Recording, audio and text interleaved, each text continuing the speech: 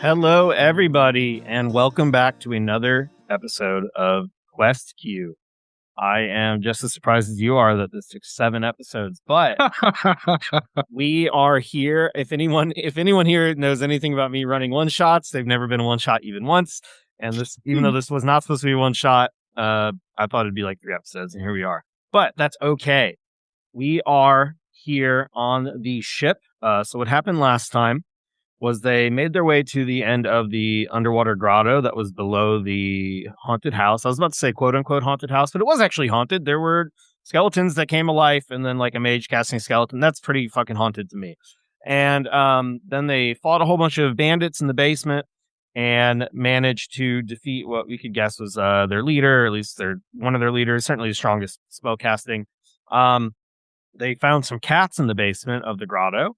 And then they found out those cats that were in the cages were actually none other than the Councilman Lassiter that they were looking for, Henrik Lassiter, and one of the other people he had hired. So we assume one of the only ones that didn't get slaughtered earlier. But they did not find his daughter, Ellie. However, now that Lassiter was transformed into a person, he was able to let them know, like, no, there's like a ship out there that they've been meeting with, and they like been selling them supplies, and that they already took his daughter away. And like a big bundle of a whole bunch of stuff that they're like smuggling, and that, you know, they're going to come back and take them as well as slaves. And because they defeated all the enemies, they were able to intervene. However, they did not have the specific code needed with the lantern, with the signal. So even though they signaled, it was not what was expected from the other side, from the smugglers in the ship. And so they were expecting some trouble, or at least something strange. So they had a lot more people ready on deck when they arrived. And of course, they found that it was not the people they were there to meet. So the smugglers / pirates on the ship attacked. And after a long fought battle, they decided they really need to try to perhaps escape, because they were just being walloped by all these bandits and the captain and everybody on this ship. There also seemed to be a spellcaster on the ship as well. And now here they are attempting to escape. Poke is currently grappling the captain. Howie is unconscious, and Callum is in the front of the rowboat, rowing and rowing and rowing. So we will start right there. All right, so we are in the initiative with the bandits, because we were in mid-combat before. So one of the bandits on the main deck is going to run up to the back here, and he's going to... All right, hit the wrong thing. He's going to run up onto the back of the ship here, and he's going to fire his crossbolt down at Poke, hoping to free his captain. So he's going to go ahead and shoot that light crossbow. And it looks like with a 17, that is going to hit. So 7 damage as this crossbow bolt fires directly into Poke's side. And Poke just woke up from being conscious, so only has 1 HP, and that is enough to certainly knock Poke unconscious, which of course means the captain is no longer grappled. The other bandits are still here as well. As the rowboat moves towards the back of the boat, they too are going to make their way over. The one that was towards the front of the ship is not going to be able to make it all the way across, and the other one will be able to just barely climb up onto the steps. So will probably be, just because of the angle of the ship, not be able to fire a crossbow very easily, but this other one will. So this other bandit is now going to attempt to fire at Callum and launch that crossbow as well. So let's see what happens with that one. That is only an 8. That does not hit, does it, Callum? All right, so he is not able to hit. The other bandit that climbed up, he's going to shoot, but I'm going to go ahead and give him disadvantage, just because I think the angle and how close this is, it's actually going to just be pretty difficult for him to successfully make that shot. So with disadvantage, he only has a 9. All right, and then the spellcaster notices that about 3 rounds ago, a spell was cast that shot flames up towards the front of the ladder on the side of the ship, and then up towards the rigging above.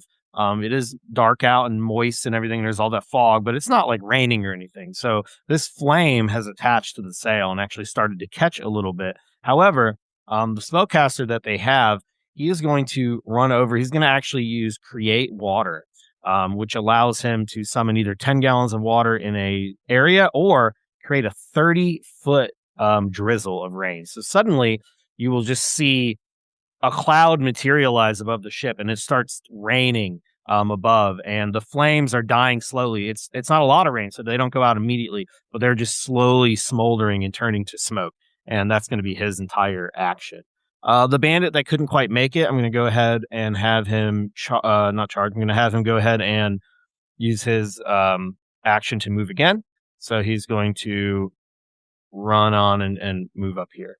And that will bring us to the end of that initiative. And finally, we can move on next.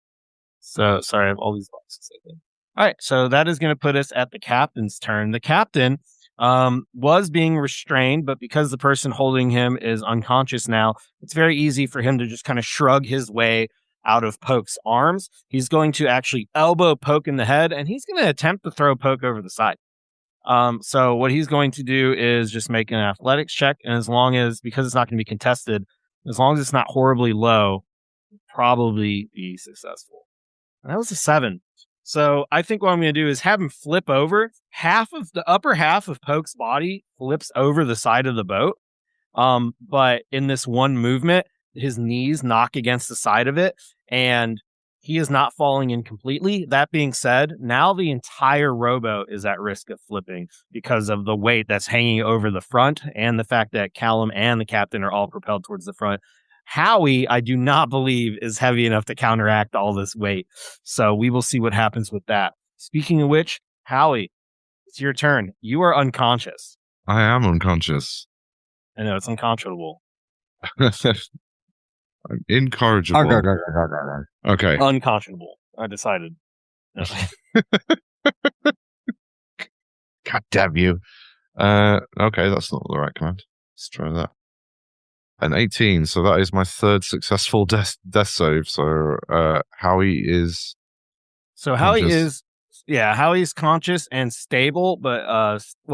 Howie is conscious but still has 0 hit points. Mm-hmm. So in the other ones, I did allow him to come back at 1, but I realized I did that incorrectly. So Howie is, and I think now that I realize I've been doing that incorrectly for years, and that's okay. But Howie is unconscious, but at least Howie is not at risk of dying right now. I'm assuming there's no other things you can do. I mean, I can breathe, so that's good. That is good. Breathing is a free action. So yeah, I could gently sob and consider what terrible decisions I may have made. But nah, other than that, successful death saves. Hooray. That's still pretty good. That's a lot better than an unsuccessful one. This is true. All right, and then we'll move to Callum's turn. So Callum, you see that, you have those 2 crossbow bolts fly over you. You can definitely see one hit Poke, and then Poke is unconscious. And I think you absolutely notice, even if your back's to him, that now the boat is tipping slightly towards the left side of the Where are the turnips? That's the important thing of the whole campaign. Are the turnips still on him, or have we lost I think they're still boiling in a house with no one inside. Well, that's not true. There are other people inside. Councilman Lassiter, the other guard that I believe had his face turned blue in the dark last time, probably doesn't know his face is blue yet. And then Mac, who was sleeping it off. It's been about 30 minutes. Mac might be waking up soon. We're not sure. But at least the house is tended to. So how does that work? If you have a bunch of centipedes that are poisonous and you're boiling them, are you making poison gas now going through the whole house? It's like a super concentrated centipede poison. Right. Yeah, Callum might have a different job in the future if you can find a way to make concentrated centipede gas. All right. Yeah. But it is your turn. Okay, so I have a question for you. Okay. It's been a while. Shoving is still an action, right? It's an attack action. Yeah, it would be a contested athletics check, but if you're shoving someone not conscious, it's a lot easier. I hope you're not, because that means you're shoving your own teammate. Well, hopefully you're shoving freedom, Poke. a conscious person, but yeah, it would be an action. Okay, so what would the same thing? Well, I guess a kick. So my question is, because he's a martial arts boy here, could he do a missile kick or something that would use his dex instead of his corporal strength? That would have to be an attack. If you're trying trying to contest someone else's strength, they would have to be an athletics check. Well, see, but that's more like wrestling. I'm thinking more like kicking him over or something. If you have a move that says it can push people back 5 or 10 feet, then yeah, that would totally work. Can I make one up? You have nope, but if you have a monk ability that does that natively, you can. No, nothing like that. I was just curious. Okay, think so I it's like can a level still try 5 the. ability for a monk to knock people back. You could None do. you use the athletics, just the the acrobatics, just the athletics. Well, I give it a shot. So here's my plan, and tell me if this will work before I commit to it. I'm going to take a nuclear submarine. No, I'm calling the Eclipse in. So what I wanted to do was like use my attack action to try to shove the captain overboard, and then use a flurry of blows. You spend my last key point on a flurry of blows. Is the flurry of blows a bonus action? Yes. Yeah. It says after taking an attack action, I can make 2 unarmed strikes as a bonus action. Yeah, it's a bonus. Okay. So make sure that blows. Yep. All right. Then I need to. So Howie is on the other end. Howie is on the other end, yeah, and right in front of you is the captain and an unconscious Poke right behind him. Okay. So the other goal is for me to get near Howie as well. So, yeah, during this, I guess maybe I can move. Well, I can't really move past the captain, can I? Nope, you cannot move through enemies. Oops. One cannot simply pass through the captain. Well, let me there he is. Okay. Well, let's start with it. Oh, magical. All right. Let's start with the trying to hit the captain. Okay. Yeah, so you'll just make a strength check against him, and then he will contest it back. And if yours is higher, it might work. So just D20? Yep. Great. Just D20 plus whatever your strength modifier is. All right. My modifier is a -1. Oh, that's an 11. All right, so you lean forward to grab him, but the captain is prepared for you. The captain is going to, he has the shoulders of, or I guess Poke was over on his back. Now that he's free, kind of elbows him back, tries to flip him over, and then he sees you turn. And as soon as you go to grab him, he actually gets one on you, and yeah, he's wrestling you in place. And I'm not trying to grab him. I'm not grappling, just trying to shove him. Push. Yeah. Push yeah, so he is stronger. You got a 14, you got an 11, so it is not successful. So it's kind of like me just pushing up against the wall and nothing's happening. Yep. Back when I was a kid and did my dad, right? Okay. Then, does this guy even look bloodied or bad or anything? This guy he's taken very little damage. He has taken 14 points of damage. Okay. Yeah. Because what I was trying to do was I was going to use my last key point for a flurry of blows and heal my buddy over there. But if I'm right up on the captain, how am I within touching distance of Howard? He's about 5 feet away, so you would, unless you have reach on your weapon, on your hands, which I don't think you do. That would be pretty creepy. Dalsim from Street Fighter. I was thinking E Honda. Same game. All right. Well, dang it. So he's over 5 feet away. I could do it I guess I could do the same thing with Poke, but I'm a little concerned about that because I need Howie up there, and I know I'm not going to survive much longer. My hit points went. Sorry, I'm taking a while. I think this is the pinnacle of everything. Yes. Yeah. I'll just go ahead and do it, and because Poke's within reach, right? Poke's right between, right there next to you. What are you attempting to do to Poke? Well, I was the same thing I was going to do to Howie. So the thing is, one of my 2 unarmed attacks, when I use my flurry of blows, is that I can do hands of healing. And that's how I brought up Poke the last time. But I was going to try to do it on Howie. Primary logistics, gamers. So I guess I'll go ahead and do it with Poke. Yeah. Hey, what's this? I can do another. Yeah, that ain't gonna be enough. No, because I already took an attack. Yeah, I'm gonna have to do it that way. 20 plus 5. Not 1 plus 5. Yes, sir. Yeah. Let me think. No, I need Howie. I need his dexterity because they're gonna be shooting arrows at us, and I'm gonna need him up. Yeah, let's see if there's another bonus action I can. Man, could I use movement or dash or something like that to move the boat further, or is it still tied up? It's still tied. Would that take an attack action, or would that be a bonus action to cut the rope or to release it? You'd have to make some sort of attack, something that can cut through a rope. All right. So I was assuming it was just tied off. Okay, you're shutting me down everywhere. I'll come up with something. May take us another 3 or 4 episodes, but I'll get something. I think it's fair to say it would be at least a full action to full action. Try and untie it. Yeah, especially with the being on a boat on the ocean. Yeah, with somebody actively trying to stop you as well. I don't think that's too onerous. That's fair enough. Yeah. Oh, all these things take key point. Never mind, I can't do any of that. And the spells are I'll just get a couple of cantrips. And I know I'm not thinking about something. And our millions of fans are going to get mad at me. I think we're up to billions now. Are we now? I didn't think that was counted. All right. Well, I can't. So also any of the skills would take a full action, intimidation, that kind of stuff, right? And yeah, you already did your action. So yeah, I guess, there's nothing else I can really do. I don't have any super bonus action. I don't know what all free actions you allow. I don't think summon deity is a free action, is it? Right. Crying's always a free action. Right. You can work that in. I wet my pants.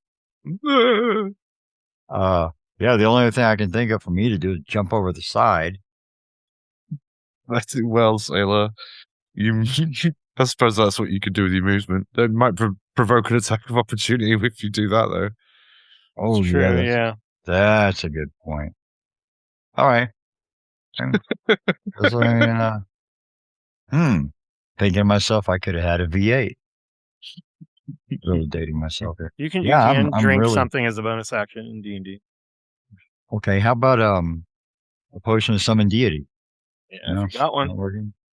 Yeah, I don't think we have any healing potions or anything. Yeah, I guess there's really nothing else I can do. All right, then we'll move on in the initiative. Breathe heavy on the guy. So we move on to the deck wizard. The deck wizard is going to... You said death wizard. I thought you said death wizard. Well, we'll see. He comes forward and hopefully not, but it is possible, I suppose. He's going to come forward and he sees Callum is over here trying to weasel his way out of some consequences, and he's going to try to hit you with a ray of frost. So when he casts a ray of frost against you, a frigid beam of light is going to shoot at you, and he's going to make a spell attack. He's going to be casting this at... Never mind, he's not 5th level. So yeah, it's just be a regular spell attack. So he's going to be going against you and trying to hit you with this ray of frost. It's a natural 20. That will miss. All right, so it's going to be... Okay, now, just 4 damage. Question here. He's having to shoot. I'm right in front of his captain. I mean, like right there. He's going to have to shoot whatever rays through that. Well, you're more than 5 feet away. Do I? You're more than 5 feet away from the captain, like we established. But how could I be further than 5 feet away if I just went up and tried to shove him? Oh, are you standing literally on Poke? Well, I mean, how else would I have gotten to the captain? Oh, okay. I didn't realize you're standing on Poke. That's fine. So yeah, but there are no rules that say standing next to somebody grants disadvantage. In fact, it grants advantage, if anything, if someone's within 5 feet of your enemy. So with a spell like that? Yeah. And nobody here wants to take the opportunity to become captain, right? I mean, they are pirates. You can take it up with Luke. So that's I'm 9. the captain now. Luke Gygax or Jamie Crawford can take your grievances. So that's going to be 5 damage, and then with the crit, the double damage, so it's going to hit you for 9 with that ray of frost. Yeah, I'm going to be unconscious. Uh-oh. So you get hit for 9 frost damage as this deck mage launches this frozen ice at you. Deck mage. And now it seems that all 3 of the party members are currently unconscious. Unless that's considered a missile. Can I deflect magic? That would be cool. Nope, this is not a missile. One cannot deflect cold. It is a beam of light. So as you are hit, everything goes black, and moments will pass. You are not certain how long of amount of time has passed. And as you come to, you have a throbbing headache. You feel nauseous to your stomach. You can feel the sway of the boat around you. You feel that you're still somehow on some ship, probably the same one. But you actually wake up, and when you wake up, time has passed. You have no way to know how long, but you both get the benefits of a short rest because it has been at least an hour. And when you wake up, I'm not sure why it's not redirecting it. When you wake up, you find, so you'll just need to scroll down if you're on roll 20. You will find that you are in a lower level of a ship, and you, Howie and Callum, are both locked inside of a cage. The room you're in, Howie will be happy to find, smells like wine and sweat. Probably not as happy about the second part. And you look around and you do not see Poke anywhere, but what you do see is another cage across from you, about 12 feet away on the other side of the ship. And there is a young girl who is laying on the ground in the fetal position, just staring blankly across the ship. And you see three lizard folk who are standing around a table.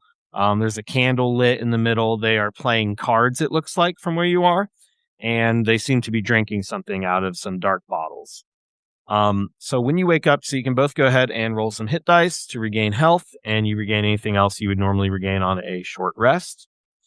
But you are in a cage. I'll also mention you do not have anything.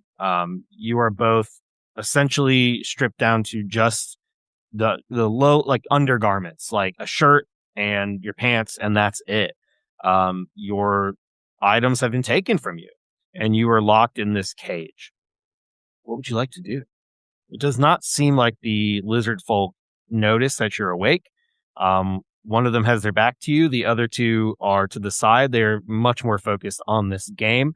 And Howie, you obviously speak Draconic, and you'll just hear one say, that's another one for me. And he's going to stamp his hand on the table, and you see him like pulling in some coins over to his side, and then they all kind of let out a half angry, half laugh, and they start dealing out another hand. I think Howie is going to try and take stock of his surroundings. Is Howie tied up or chained or anything like that? You are not chained or tied up. You're just in this cage.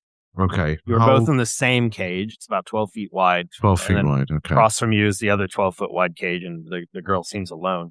Poke is nowhere to be seen. Okay.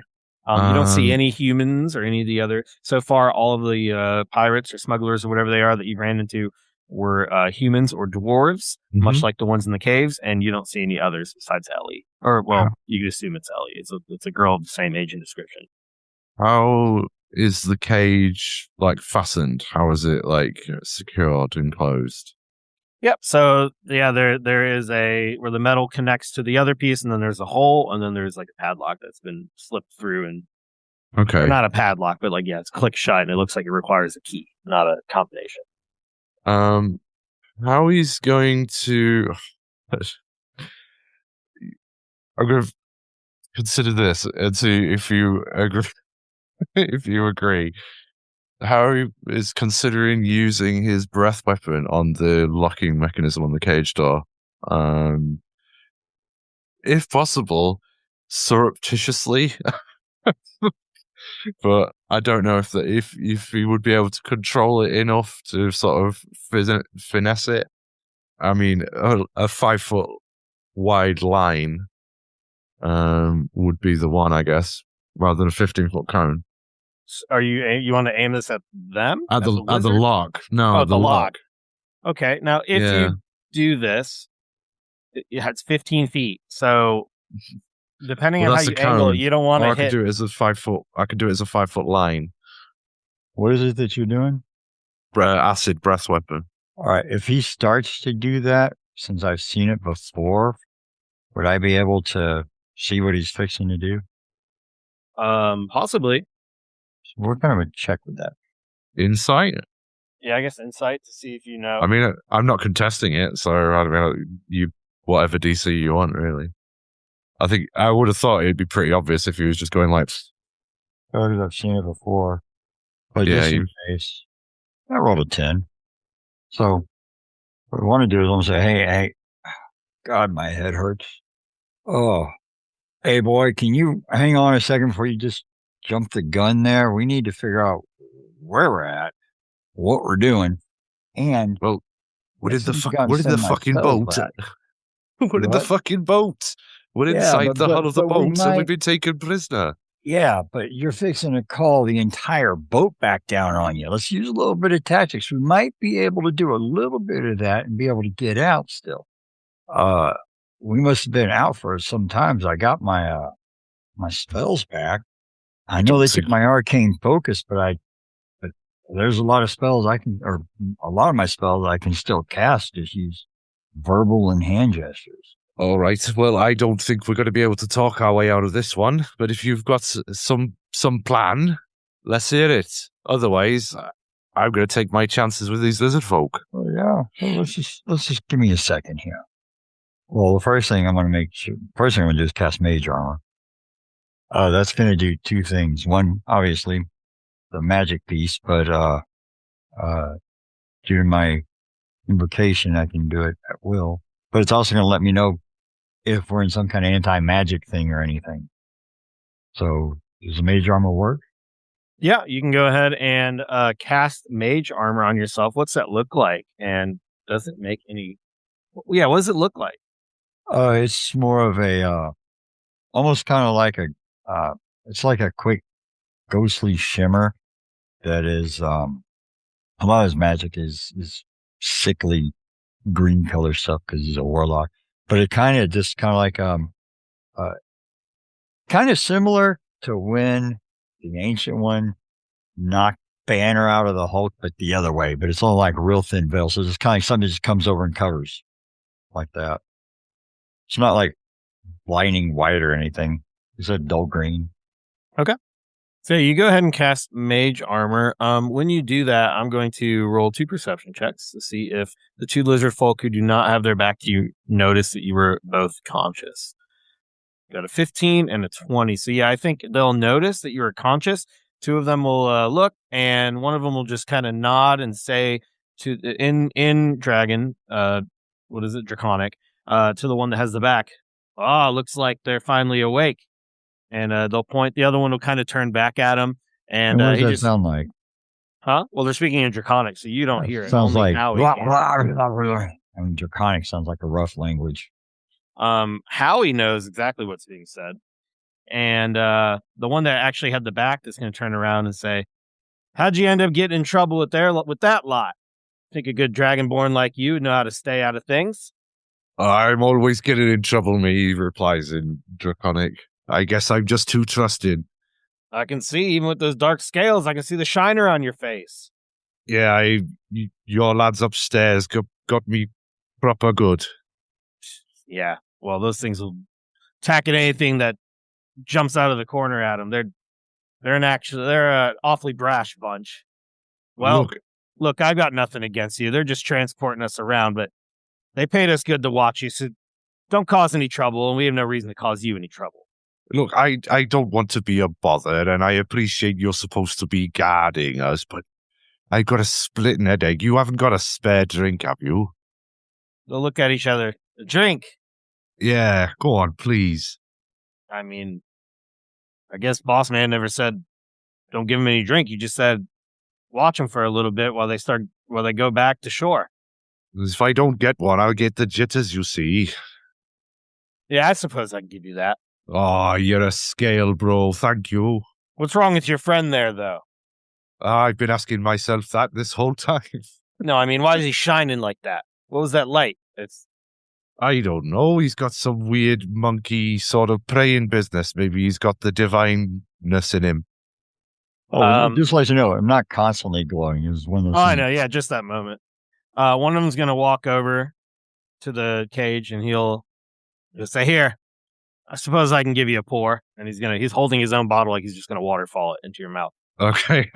Harry gratefully accepts it. Are you just accepting the drink or are you going to try something? I'm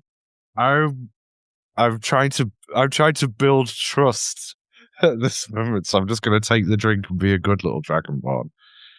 So yeah, he pours you in there. It seems like it's some sort of grog. And what about her? You with her? You know this girl. She hasn't said a word since she's been down here. The council hired us to rescue her. Ah, that explains it. Doesn't say you'd have to be pretty idiotic to come out here and try to fight a pack of pirates. Well, I don't know. I did pretty well in the cave. I think I got like 8 of your mates there. Oh, they're not my mates. Well, no, we're purchasing. We're just customers. The smugglers. What is it that you're purchasing, by the way? Oh, goods and drinks, weapons, whatever Drinks? they'll sell us. Yeah, the folks over there in Saltmarsh, they don't like the look of us too much. I'm sure you've. Tell me about it. I fucking that. live there. I tell you what, I'm actually a purveyor of fine spirits. And if you could see, I don't know, maybe put in a word with me, with your bosses, and chalk this up to a misunderstanding, maybe I can get you in on a good supply or hook you up later. I could always cook up a batch whenever you like. I'm actually a very talented brewer. In fact, some of my brewing gear is probably in a chest somewhere around here. You've taken all my shit. Maybe I can make a deal. What if I were to purchase you, and you could work off your debt, and maybe after a year or two we can set you free and see how it goes from there. We could use a good brewer down at the caves. Yeah. Do you think maybe you could swing, maybe letting the little girl go home? Who, her? Yeah. What good is she? Well, I don't know. I have nothing to do with her. We're not slavers. They're the ones slaving. Like I said, we're just here making purchases.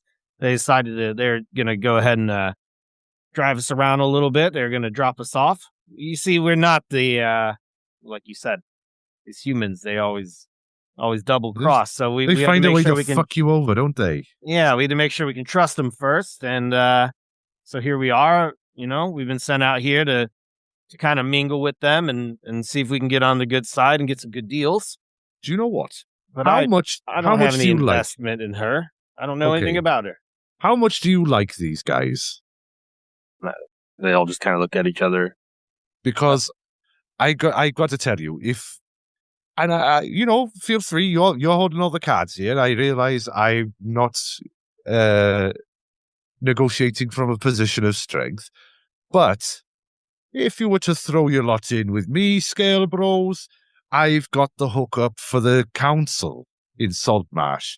And if we go back into town, all Scale Bros together, and plus my friend in here, rescuing the councilman's daughter, I can get us some pretty good deals, I'm fairly sure, on repeat custom. I look good, I get to sell you booze, you guys get to take it back, everybody's happy. Reptilian and humanoid relations are improved, all good stuff, and all we gotta do is get rid of these assholes.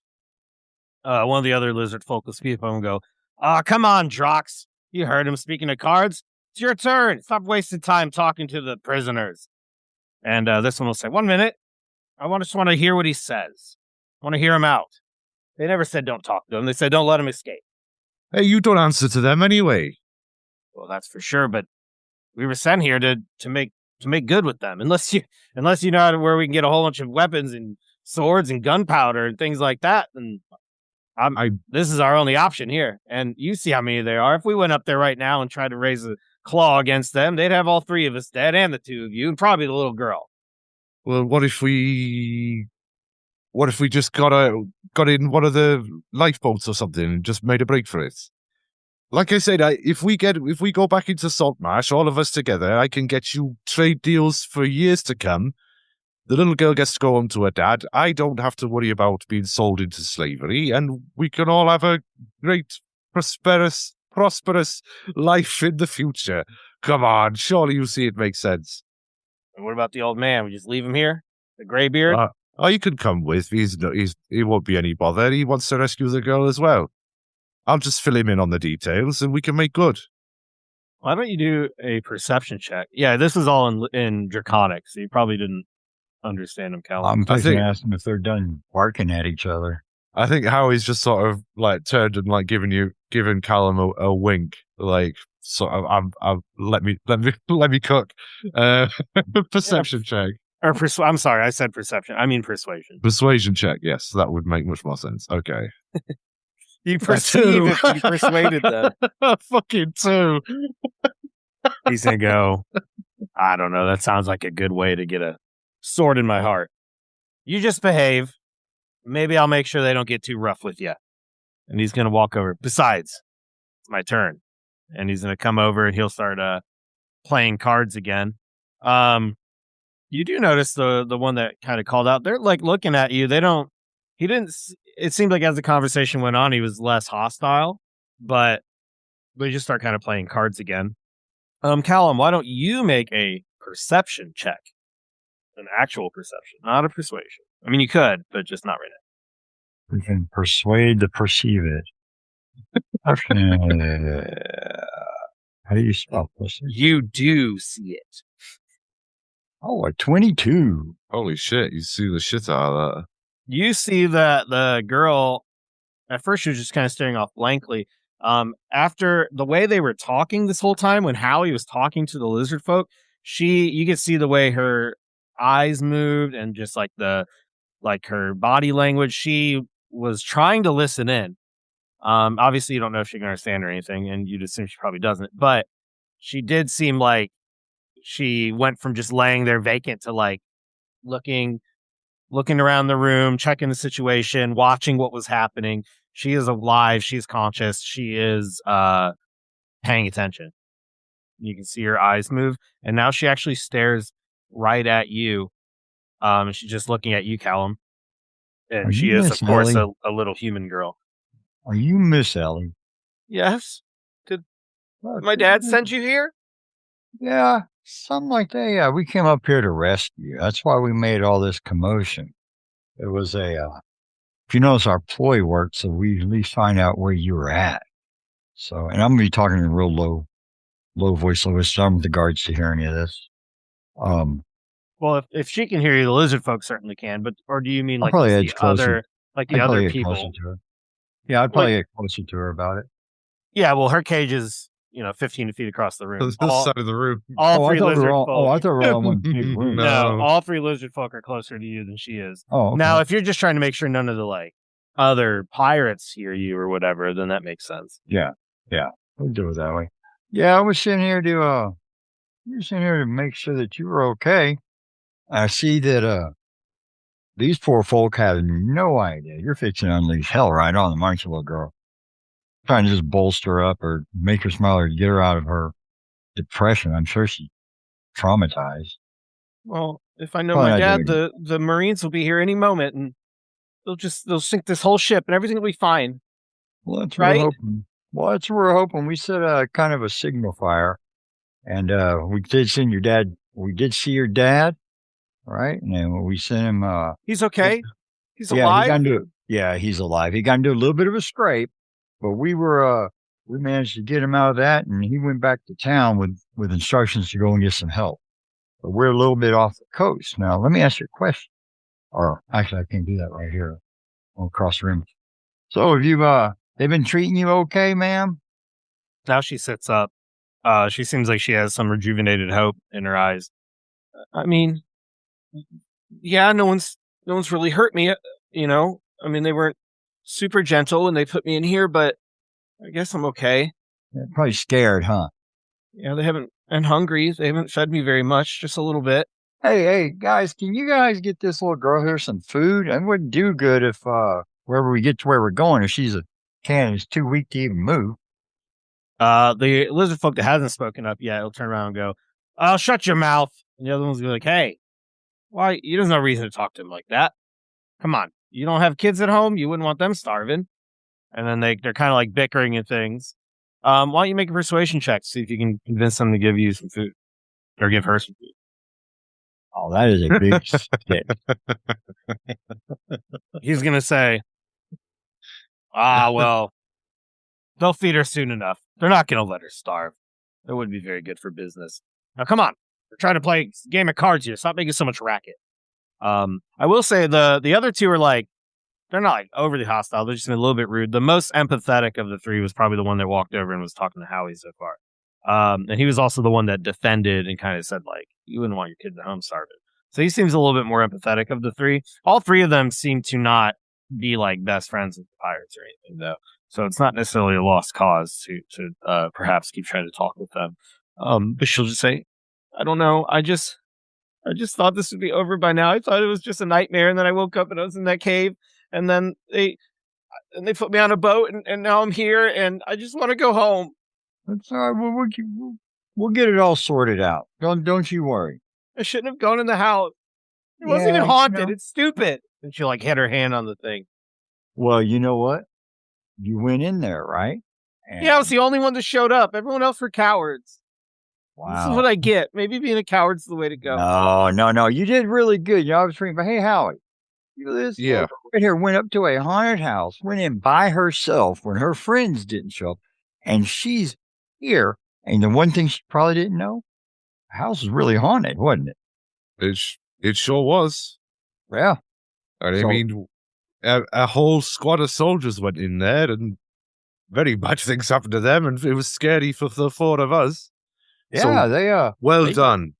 Yeah, we even saw some. I mean, there were some undead that was in there.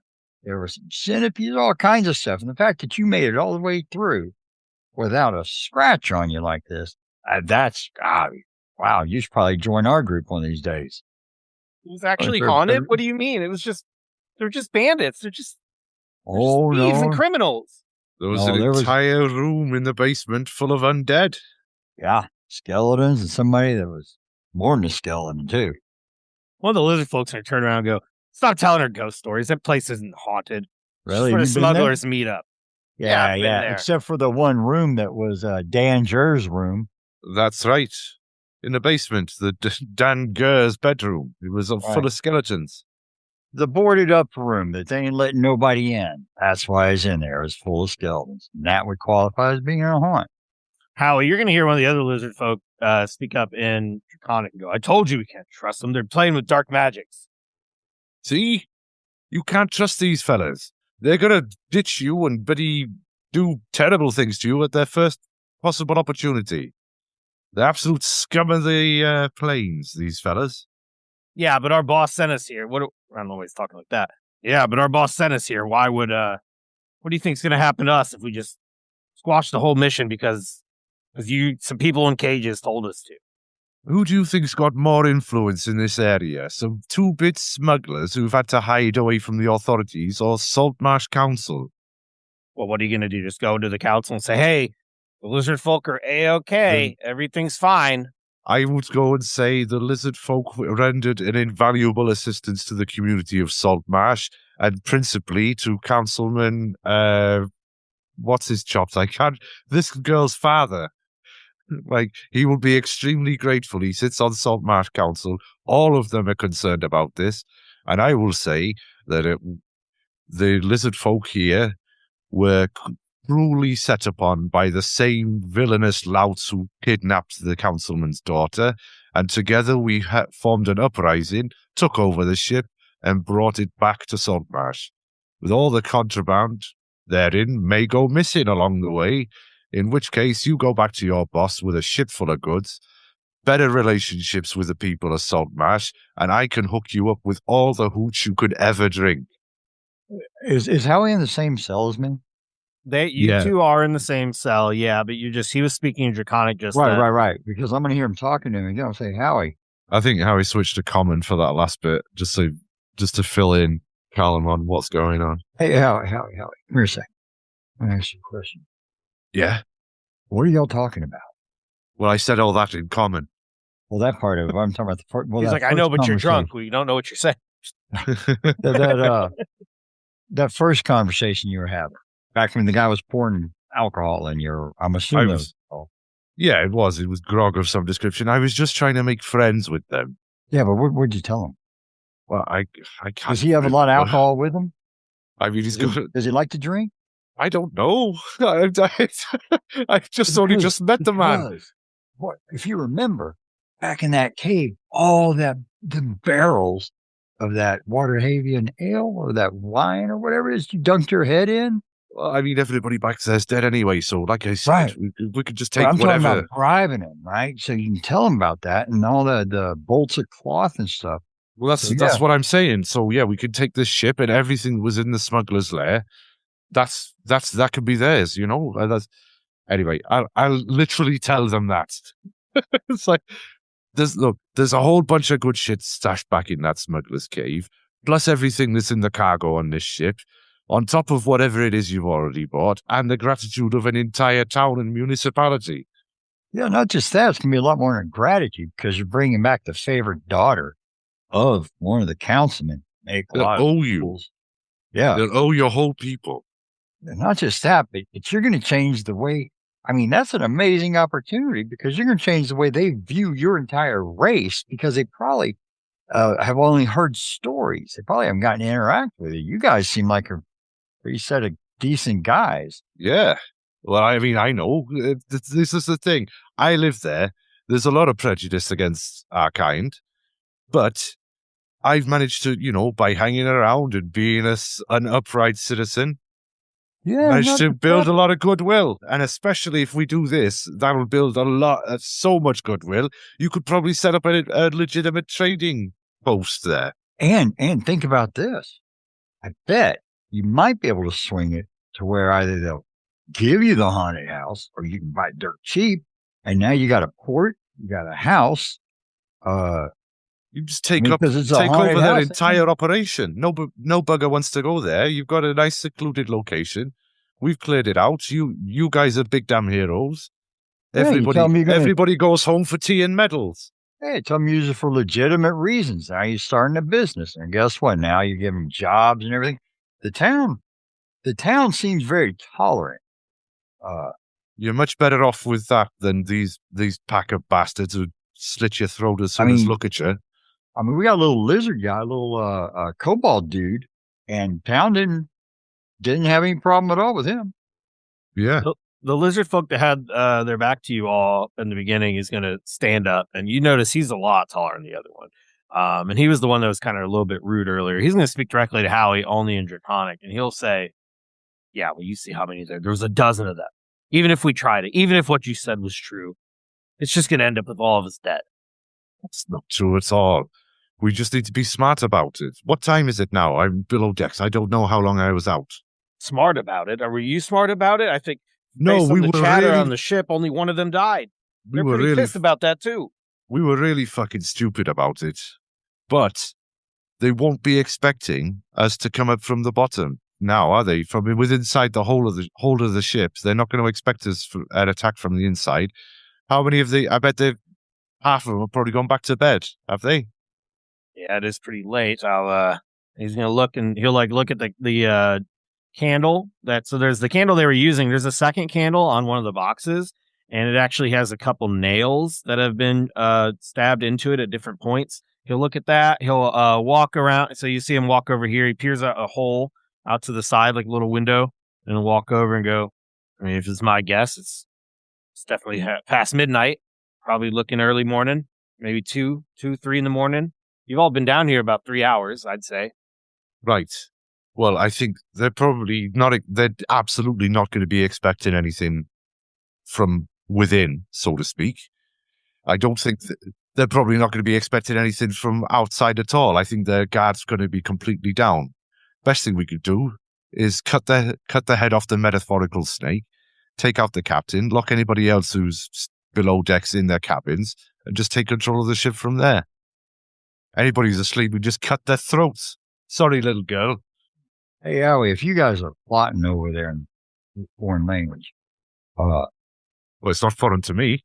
Well, I'm saying to me, I'm just not smart enough to understand what it is you're saying, and I don't want to insult you by trying. But got some ideas we can do. I mean, I got my spells back, and I do bad accents in front of Drendu all the time. It's okay. I can do all kinds of fun stuff with distractions. I mean, I've got minor illusion, Sure. mutation, mage hand. I mean, None require if they can get me my my arcane focus back, then if hey, here's an idea. See if they can't get my staff, right? 'Cause that's my focus. If we can do that, I can spend an hour and I can get Bob back. Bob I can cause some issues. Bob could cause some issues, but my concern is if we spend another hour summoning him, by that point we might Yeah, I get where we're at. something Yeah. might happen. Like we might not have the time for that. But we're Uh, talking about. But I mean, it's like late. It's dark outside, right? I mean, they're going to be if people are sleeping, they're going to be sleeping at least another hour, right? Of I course, take that's right. That I means take you're your an hour. point, but I also vividly remember wasting 2 hours last. Yeah, that's right. And that would put us an hour further away from where we are. Yeah, on the open sea. And Yeah, the under boat is sail. moving. It does feel Yeah. like it's moving. We can't. The longer we leave it, the further away we are, and the harder Yeah, it's going to be okay. to get back. Well, that's another thought. But I don't. Yeah, good thinking. Bob would be an extra reinforcement, but okay. I also have another little ace up my sleeve, which I try. Which, if you remember, the guy that Mac barbecued out on the shore. yes, That, that was funny. and then I got him somehow to get all naked. So I got this spell, and it just means the next 6 seconds, somebody has to do what I tell them. If they fail it, if they fail the little, well, I like to call them checks, right? And so we can use that in our arsenal as well. I can do that. I can only cast spells twice, except for all the other ones. But with that command spell, cool thing about it is that I have to because I'm level 3, or I say because I'm gotten advanced on it, I get to cast it at a higher level than normal. I think I can get multiple targets. So it might be a one or two. Right? Just throw that in with Mage Hand. Throw that in with like I said, minor illusion, prestidigitation. Minor illusion can make smells. We can actually probably get away with making it sound, smell, and somewhat look like there's a big fire. I mean, sure. I'm just going to switch to Draconic for a second to address the lizard man in front of me. Like, I know you don't want to sully your tongue with common, but you do understand it, yes? I do. And honestly, you seem like you understand this a bit better. You're a good 2 hours away from Saltmarsh right now. Yes. Yeah. They set sail shortly after you were brought down here. I would say within 45 minutes of locking you up, they started moving. That being said, we shouldn't be too far. They do have to drop us back off at our caves eventually. I know how to steer a ship, so if it comes to that, I can probably get us back to Saltmarsh. The key to this, if we're going to do it, is going to be isolating the remaining crew. I know we only got one of them. Those of them that's still below decks, we can ignore for the time being. We need to get out onto the main deck, take out anybody who's there exposed, and then we can worry about sealing up anybody who's asleep or whatever, as long as we control where the boat's going. How many of them are on watch? Do you know? I've gone back into common now, so Callum can understand. Well, there's at least 2 in there. He's going to point the 2 doors that are on the other side of this room, and he's going to say that right there is the boatswain's quarters. That's the captain's quarters, but he's still above deck right now. So another floor below, but I think all they do is store their supplies down there, and then there's the main deck above.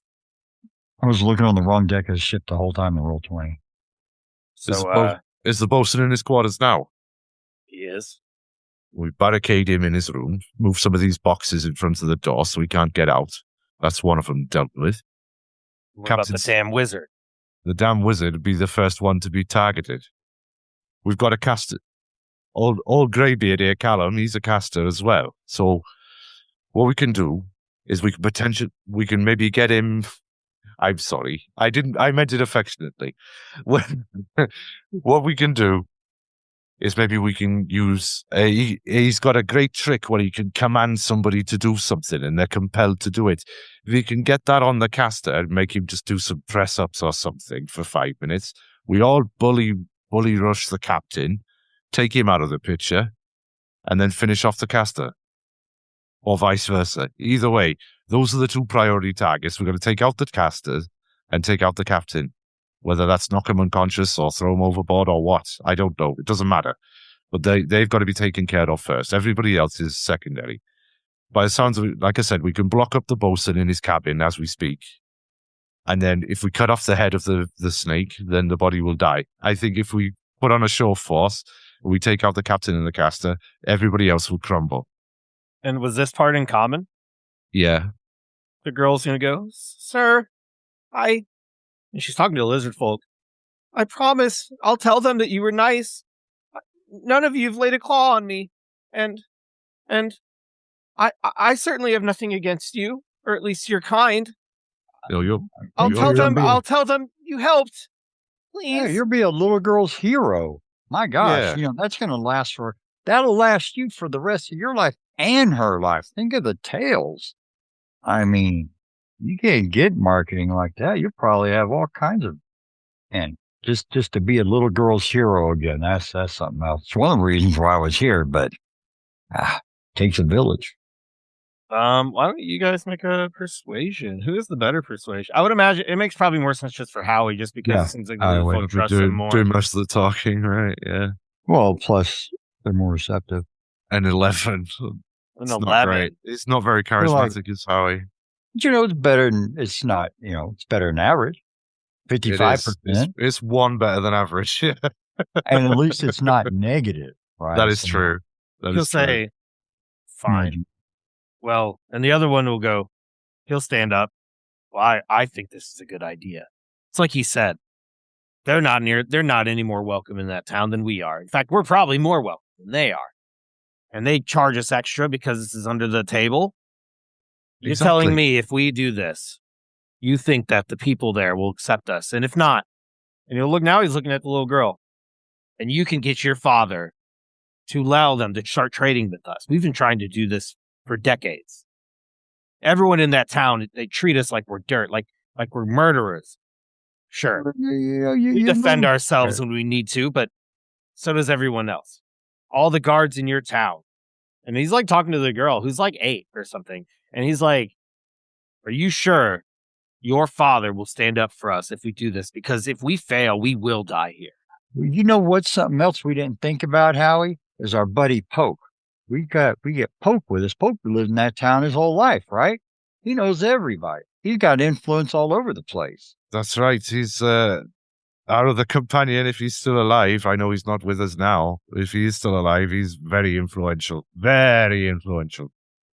Yeah. So I honestly, I'm practical, right? I'm not going to lie to you, grovel or any of that stuff, right? But to think about it, I mean, if you get a hold of that piece of land up there, nobody's going to mess with you because they already think it's already haunted. And you're talking about trading. There's a port built into the bottom of the house on that cliff. I mean, get in good with the town, right? And who knows? I mean, y'all either way, you're going to be seen as heroes. Who is not going to idolize people to rescue an 8-year-old girl, whether she's part of a predominant family or not? I mean, what about your town's scared? Everybody was asking about her. And what about your friend? You're just going to leave him here? Captain didn't take too kindly to him trying to tackle him like that. Now they got him tied up on the front. He knew the risks. I hate to say it like that, but that's the good thing about this. We get this handled and off place. I plan on coming back and finding him. Well, and I'll bring enough people wherever he's at. And if he's on some slaver thing, well, great. We'll buy him and get him back home. Well, if he's tied to the front of the boat, he'll be all right for now. Yeah, I can tell you where he is now. They have him on the bow, or they have him tied to the bow of the boat right now, catching all the waves. If he hasn't drowned yet, you're lucky they didn't kill him. They took their turns punching him a couple times too, knocking him around. Okay, but here's the thing. He'll be all right once he's had some stew. Well, yeah, and Poe came here with the same reason we did, to rescue this little girl, right? That's the mission. We all know the thing. We were getting the crap beat out of us, and we still kept coming. even in the middle of the fight, they were one up on us. We still kept coming. So this is what Howie and Poke, myself, and our little buddy Mac signed up for. I'm Ellie, by the way. You don't have to keep calling me little girl. Oh, I apologize. Ellie Lassiter. I meant a little lady, man. Don't worry about him, Ellie. He's just very formal. I'm not from this area. I know I'm just a little girl, but I swear if I brave. get home safe, my daddy will do anything. He'll help anyone that helped me. I promise. The three of you will be like heroes. I guarantee it. Yeah. Don't worry about it. The one you're talking to will say, all right, let's say we agree. How do we even get you out of here? It's not like they gave us the keys. Well, Ellie, if you would just take a couple of steps to the left. Are the cages bolted down? Yeah, they have like padlocks in them. No, I mean to the ground. I'm assuming they would. They are bolted down, but it's just a bolt at each corner, and then there's a bolt right in the middle where the door is, and then one on the opposite side. So 6 bolts total. Ellie will step over. What do you mean, step to the side? Like here? No. Step the other way in front of Callum there. Just so you're not within a 5-foot sort of square directly in front of me. I think, my friend, that if you're going to do what I think you're going to do, all kinds of other stuff is going to happen. I think it may be kind of overkill. You're just trying to open up the cage, right? How he does it is just doing a breath weapon. So and then he goes, "Oh my God, there he goes again." A 5-foot line in just straight ahead, across where the metal latch is securing the gate shut. Do you need me to roll acid damage? So you're gonna try to not hit the lizard folk in front of you, right? No, yeah, exactly. I'm gonna put my mouth directly in front of the locking mechanism on the cage. Oh, I thought you were trying to do Ellie's across the room. No, I'm gonna do mine first. Yeah, when you told her to move, I'm thinking it's in a 5-foot line that goes 30 feet. So I don't want her to be standing. I don't want her to be standing directly in front of me when I do it. You saved your daughter, sir. Her face is gone, but I'm afraid she's a liquid now. But she is in fact safe. But she has some of this stew here, and my friend shoots her with a gun. She'll be just fine. Yeah. Do you need me to roll damage? Yeah. Let's see if it's enough to. So, is there an AC or? I mean, well, it would be a save. It'd be a DC 11 Dex saving throw. All right. How much dexterity does an inanimate object have? Yeah, the cage fails the save. So go ahead and roll damage. 3 acid damage. 3 acid damage. All right. So you get hit you get hit. So the cage gets hit for 3 damage. And when you shoot this acid at it, it doesn't completely break the lock, but it does seem like it's starting to corrode away at it a little bit. The girl is gonna let out just the smallest shriek and then cover her mouth, and the other lizard folk's gonna jump back and he'll go in Draconic as he's basically cussing like, "Fuck! What do you think? What are you doing? Trying to kill me?" This is how he just winds his mouth. I'm sorry, that was a bit of a reflex there. I should have given you a bit of warning. You'll hear a voice call up from above. "Hey, is everything going up? Is everything all right down there?" And the lizard folk you're talking to is going to narrow his eyes at you, Howie, and go, "Yeah, everything's fine. I'll give them the shut up. Looks like they woke up." He's going to look down at you, and then he's going to whisper in Draconic, "You're going to get us all killed." "Please, I'm sorry, I won't do anything anymore. Please stop hurting me. I'll be good." Howie shouts and then winks at the lizard folk. Oh. Do they I suppose your plan is pretty good, but I still don't know how we're going to get you out of there. He'll jiggle the lock, and it looks like it's corroded away, but it did not break. You pull, we'll push. Part of my background is tinker tools. I don't think that really help with lockpick stuff. Well, you don't have any of your belongings with you. We're just in our underwear in this cage. Oh, they don't have all the stuff over there? You have not seen your stuff anywhere, no. Well, I was thinking that if I knew how to use tinker tools with dexterity, I wonder if there's not a way that I could somehow pick a lock if they got us something. I mean, I don't have the skill for it because I'm not a rogue, but I mean, everybody has a chance to shove something in there and wiggle it around and see what it does. Yeah, I don't know. You definitely don't have any thieves' tools on you No, right I now. got nothing. Well, I can stand there and intimidate them with my 8 strength body. Since I'm in my small clothes here. Have a look around, see if you can find a piece of wire or a nail or something. We're on a ship. Hey, There's got to be I'm going plenty to of cast nails. Mage Hand and Okay. and just have it. I know it's only 10 pounds. Mhm. I don't think that'd be enough to. I'll just have it going, trying the bolts. Maybe they're corroded from the ocean air or something, and fiddle around with the lock. But I'll just have it there. The bolts to the ground? Yeah. Okay. Anything in there that looks like that we can. Yeah, and the bottom of the cage, there is no bottom. It's just wood, and then it leads to a lower level as well. So if you had anything that could possibly do stuff with wood, that might be helpful. But yeah, the bolts, they're like a little rusted and everything. I would say the lock is probably more corroded than the bolts are. But if you want to do mage hand, you can try to turn some of these Yeah, bolts. just seeing if there's anything loose like that. 'Cause it's only 10 pounds of pressure, and if you ever worked on a car, that ain't a whole lot because they're bolt. But yeah, we can try that, and then if not, I'll start fiddling around with the lock, but not, if it starts making noise, obviously, we can do this as stealthy as we can. And I'm also going to be somewhat on guard for if anybody comes down. I'm dropping the mage hand since it's not a ledger main. Okay, yeah, you can try to turn the bolts, but it's still restricted to the dexterity of a finger, so it's kind of really hard to twist it. So you feel like the bolts are not loosening with just the mage hand. Um, the lizard folk is going to look around and be like, "Fuck, I guess we're doing this then." All right, we'll help you. We got to get you out of here first without alerting them. One thing you'll notice is above you is like a grate, and the grate leads to the main deck above, and there is moonlight shining through. And if depending on the amount of noise you might make, it's very possible that.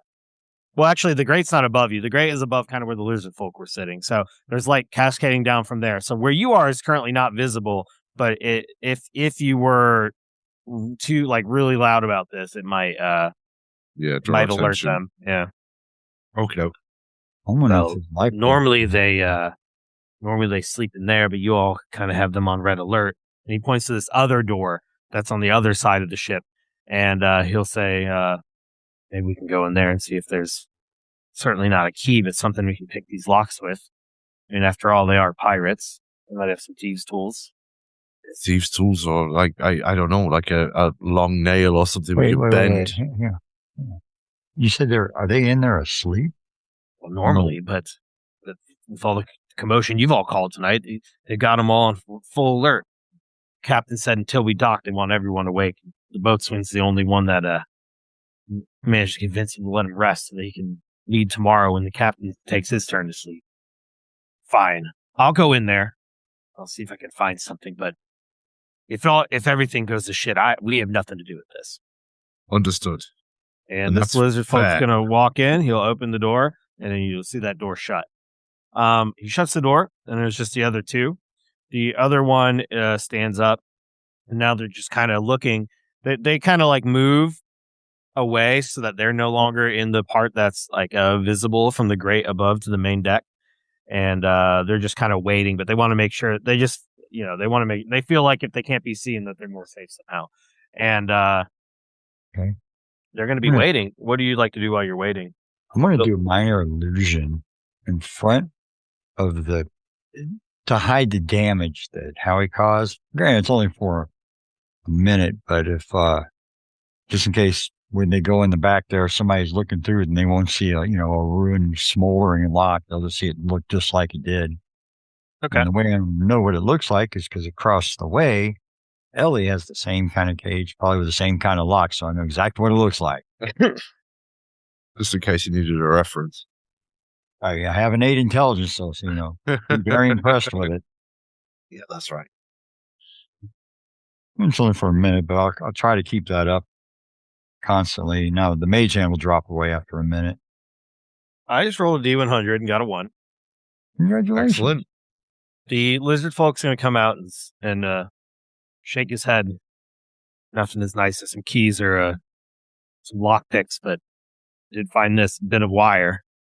I don't think it's going to be the best thing in the world, though. He's going to hand it through the cage. I've never picked a lock in my life. Certainly not with a wire, but good luck. One of you can go ahead and make a dexterity check on the lock with a disadvantage. I think we both probably got the same decks. I was rooting for you, but 1 out of 100 is pretty fucking low. That is pretty fucking low. Oh, I'm just glad he didn't come back with like a roach or something, or a sandwich saying, "Here, pick the lock with this." I got a +3 to sleight of hand. Dried up cockroach, pick the lock with this. Yeah, I've got the same sleight of hand. You asked for it then, man. You can do it. I've been rolling dog shit. All right. Pick that lock with disadvantage. Okay. Oops. My keyboard's stuck. Yes. That's really good. 992. Rolled a 992 out of 20. Yes, please. Pretty good. No more. We'll just keep that roll. You picked that lock so well that all the locks in the universe. Time and space unfilled. That's right. You have picked the lock and unlocked all doors. You've opened the gate to hell. Okay, slide in 3. You've completed the lament configuration. Hey, look at that. Natural 20. That's really good. Let's hope the disadvantage doesn't make it worse. Oh, damn. I forgot about disadvantage. God, I was putting on a parade over here. Natural 1.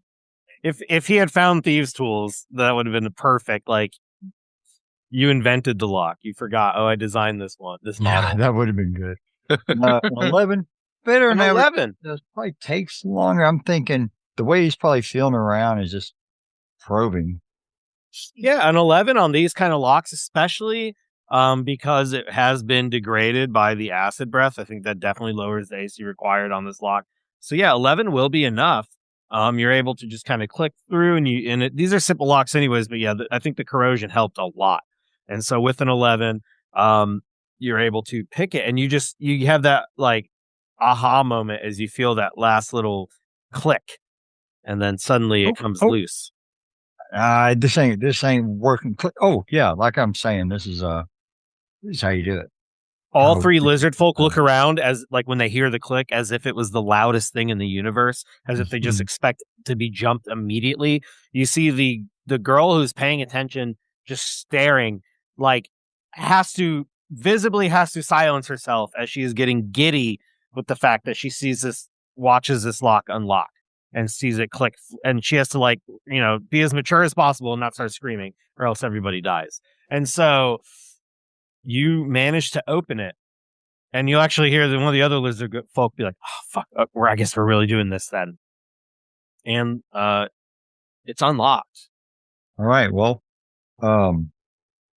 see, I know I can create sounds with prestidigitation and with minor illusion, but I can't stop a sound like a squeaky hinge or anything. Do you have thaumaturgy? No. Okay. No, that would have been more fun. Well, see, well, I guess we just take a chance.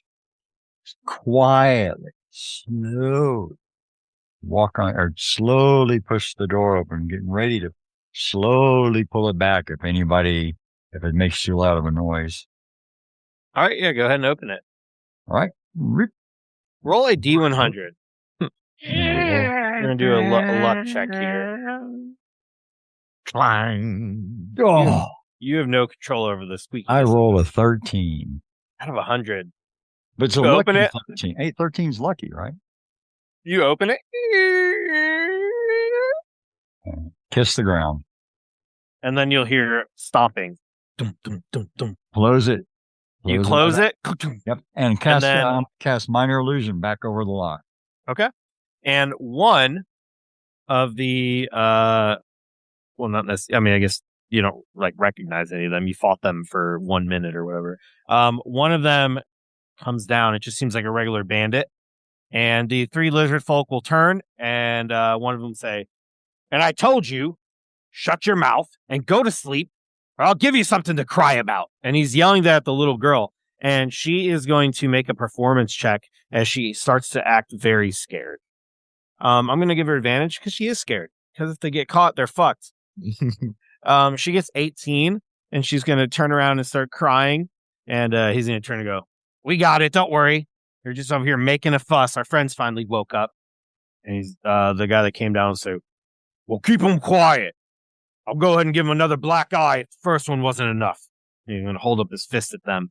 And He's going to start to stomp upstairs. Now, in this moment, you have one guy isolated. Does anyone want to do anything before he turns around and starts to walk back up the stairs? I'm not taking that bait. One of the 11 left. It started with a dozen. One died. There's 11 people on this ship. Oh. Boatswain's asleep.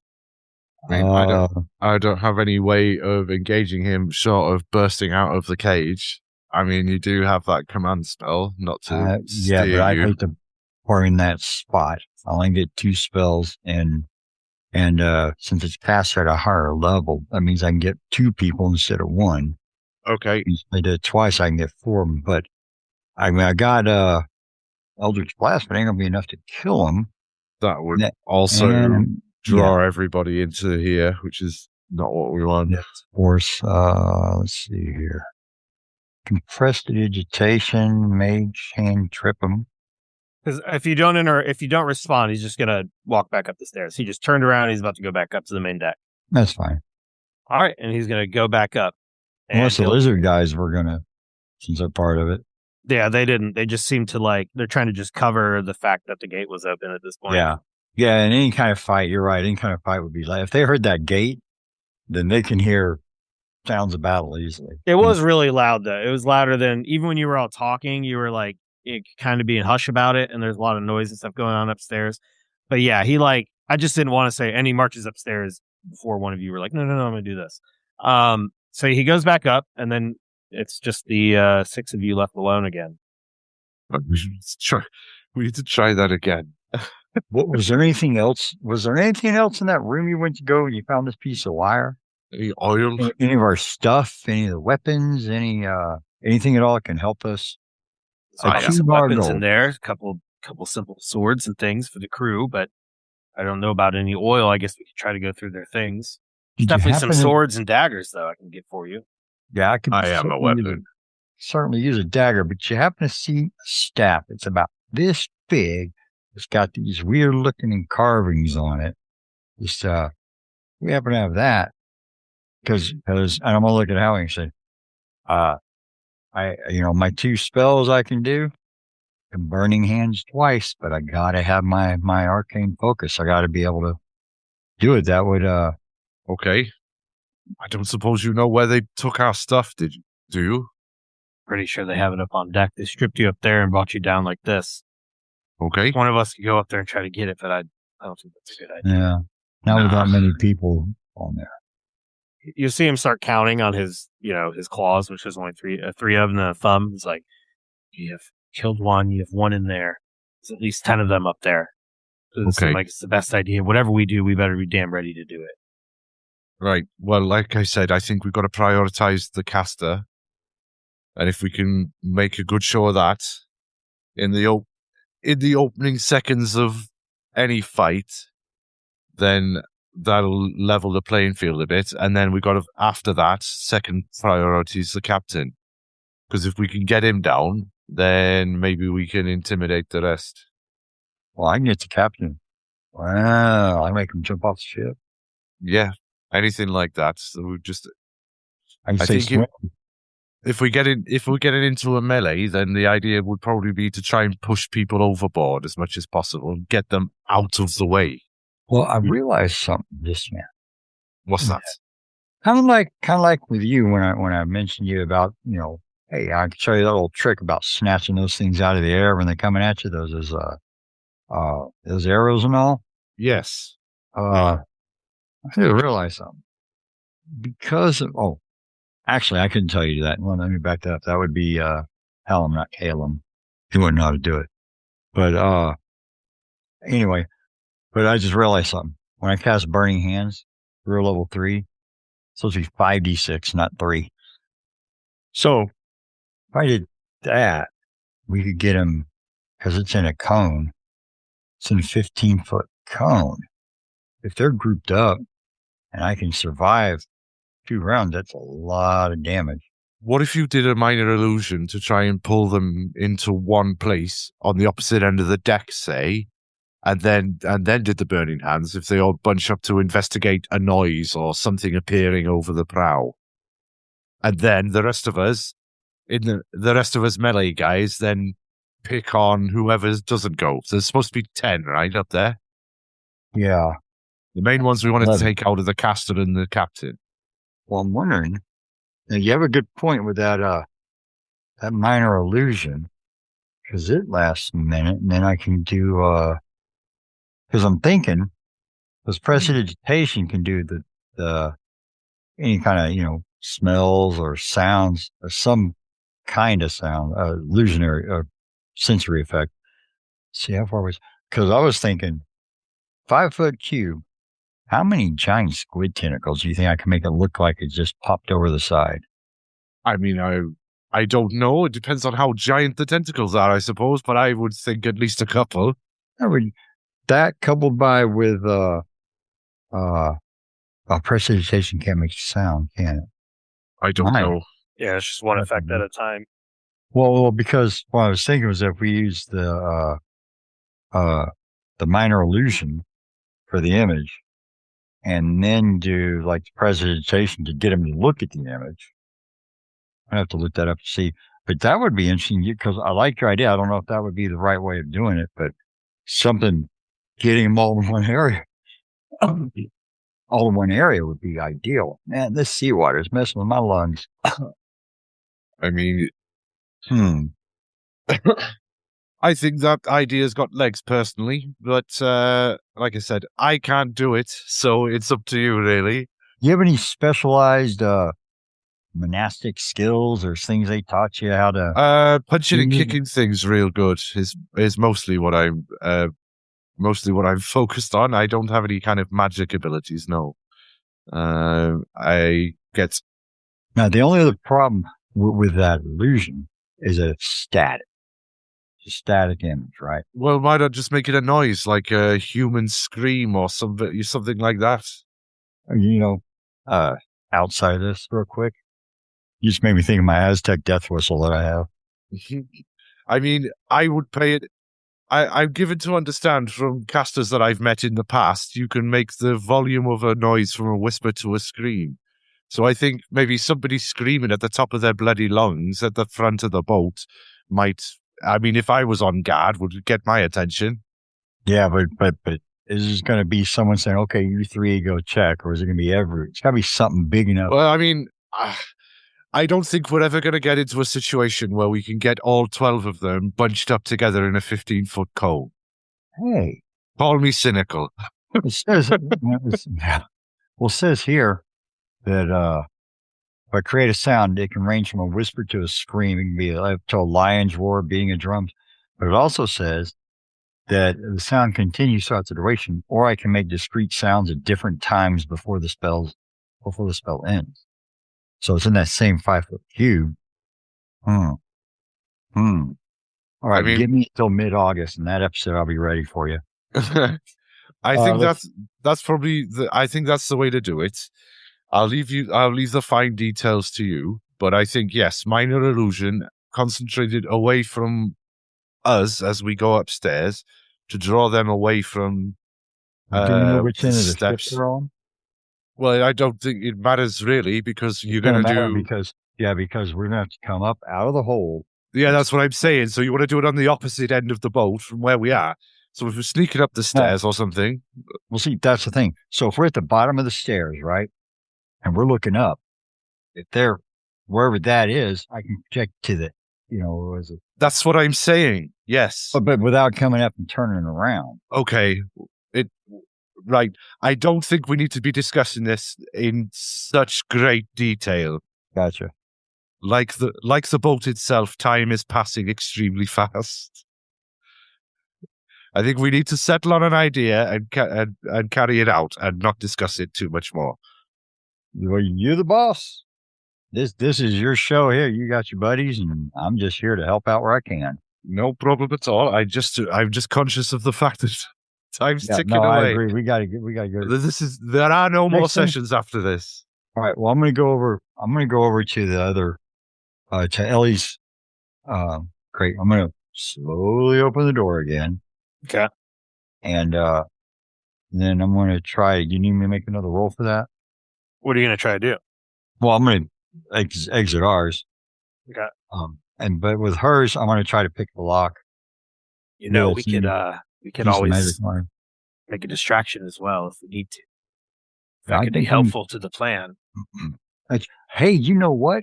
They're used to seeing them up there, right? They could probably go up, say they're looking for food or something, or we're already, you knocked us back out or whatever, and position yourselves amongst the crew. And then when this stuff gets started, you'd be right there and be able to garrote somebody or shove the captain over. All three of y'all just be talking to the captain. You go down, boom, he's overboard. You do something like that. So who do you want to take out? The crew or the captain? Or the wizard? We want the wizard. I think we need to take out the wizard first because he's the most dangerous. I don't like that person. 3 of us could go near the wizard, and when the time seems opportune, I suppose we could strike. But I'll tell you right now, if things go south, we're jumping overboard. We're swimming for it. Here's an idea. Get one person by the wizard, or at least one by the captain, one by the wizard. Pull out your sword, put it up to the captain's neck, and do the old, hey, you guys show up, you cut his throat. All right. He's not going to be suspecting you, right? He thinks y'all are on his side, so that might be something to do. Okay, and then what do we do? Well, we get up there and start causing all kinds of havoc. First thing we need is to out. The plan is to take over the ship, right? Yeah, and then take it back into so port. not like to get lifeboats or any of that stuff. I mean, I'm open to whatever, but if we're going to do that, that's fine. We need to Let's take over settle the on ship. it. Yeah. So let's go and get Ellie out of this cage, or at least get the door unlocked. Yeah. Ellie will stand up and go, and what about the guy you said was in there? And she points over at the door in the boatswain's room. The bosun. I think we should just not worry about him and just block him in with some crates. But I mean, that might make a bit of noise. I'm going to sleight of hand, right? Yeah, if you want to, it'd be, since you're not using thieves' tools and you're using just a wire, you can do sleight of hand with a disadvantage. God, there goes another natural 20. That's crazy as hell. Oh, I just realized something too. I should have flipped over to You haven't set the natural 20. No, I should have flipped over to the monk and now flip back over to the plot because of the rule set. Which, anybody's interested about how this character is going, get on the Discord. We'll tell you all about it. All right, let's see this again. All right, here we go. Identity crisis. Got 14. Yeah, 14 is enough. So even though this one hasn't been corroded, just that little bit extra, you managed to pick it with the wire.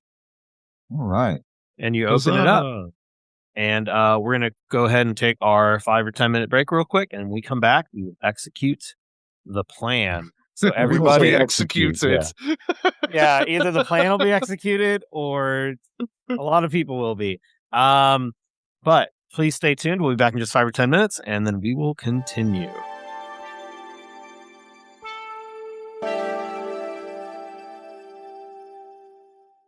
At first, I didn't think it was real. I woke up to this blinding light, and I was transported to another place. Pluto TV! Then I heard a voice. Come with me if you want to live. There were thousands of movies and shows, and they were all free. Truth is ours. It's just so beautiful. On Pluto TV, free streaming of Terminator 2, Fringe, Arrow, The 100, and The X-Files may cause excitement, loss of sleep, and sudden belief in extraterrestrials. No credit cards or alien encounters necessary. Pluto TV. Stream now, pay never. Adobe Firefly is the all-in-one creative studio with AI-powered image and video editing for today's creative process. Built for creators of every kind, Firefly helps you generate, edit, and experiment fast. Because the asks aren't getting smaller, the budgets aren't getting bigger, and the timelines, oh yeah, still tight. With all the best creative AI models in one place, Firefly brings your ideas to life. Unlock a better way to make with Adobe Firefly.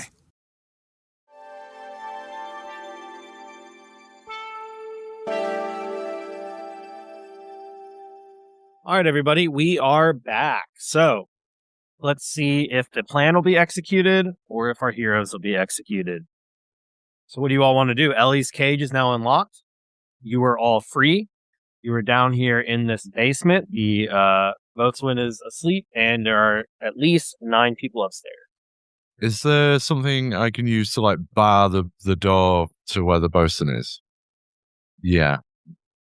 So there are all these barrels that probably make a lot of noise. They were saying, the lizard folk were saying earlier that there are a lot of there's like short swords and daggers and common belongings in the side room. So if you all wanted to go in there, you could arm yourselves. Yeah, we probably need to- Yeah. Hey, can one of you guys go up top, right, and tell us the layout of where everybody is? Are they at one end of the boat? Are they at the other end of the boat? Or are they kind of scattered about? And where's the caster and where's the captain? Most importantly. You just poke your head up there and get some fresh air. I think that might do us good. All right. Yeah, I can go up there and check it out. And one of them will start to walk away. And he's going to go upstairs and check it out. When he goes upstairs, you will hear some kind of shouting from above as they're questioning what he's doing. And you just, you can just kind of hear him talking to them up there. And after a minute or so, he'll come back down and then he'll kind of huddle to where you all are. Yeah, we have the wizard on the upper deck over there by the crossbow. Seems to be looking down just in case you all seem to come up the stairs. He's the first face I saw when I walk up. He seems to be on guard just in case. The captain's over there near the wheel. Looks like he's towards the front of the ship, kind of just checking where we're going, and everyone else is scattered all over. They're definitely not bunched up, but I would say about half of them are up there with the wizard. So at minimum, that's going to be 7 of them right there when we walk out. Okay. That puts the rest of them on the other side on the main. It seems like they pulled your rowboat up onto the main deck there. Okay. Well, either way then, whether we're going to try and get off on the rowboat or take over the ship, we're going to have to fight everybody on the deck, aren't we? So, okay. I mean, I can nuke them with an Eldritch Blast when we first come out. But that's just how one, that can put everybody else there. I mean, I think we should try and close with the caster as quickly as possible, especially if he's got half of the force with them. You say you've got burning hands? Yeah. Well, if there's a bunch of them sort of grouped up around the caster, then maybe that's what we do. All right. So there's only 3 at that end. So we could probably go in there and take care of the pilot guy, and then get ourselves armed up. Who knows, they may have some healing potions down there when we get back to full health or something else. Okay. Yeah, that's all right then. Let's go check that out, get some gear, and then get ready for the main event.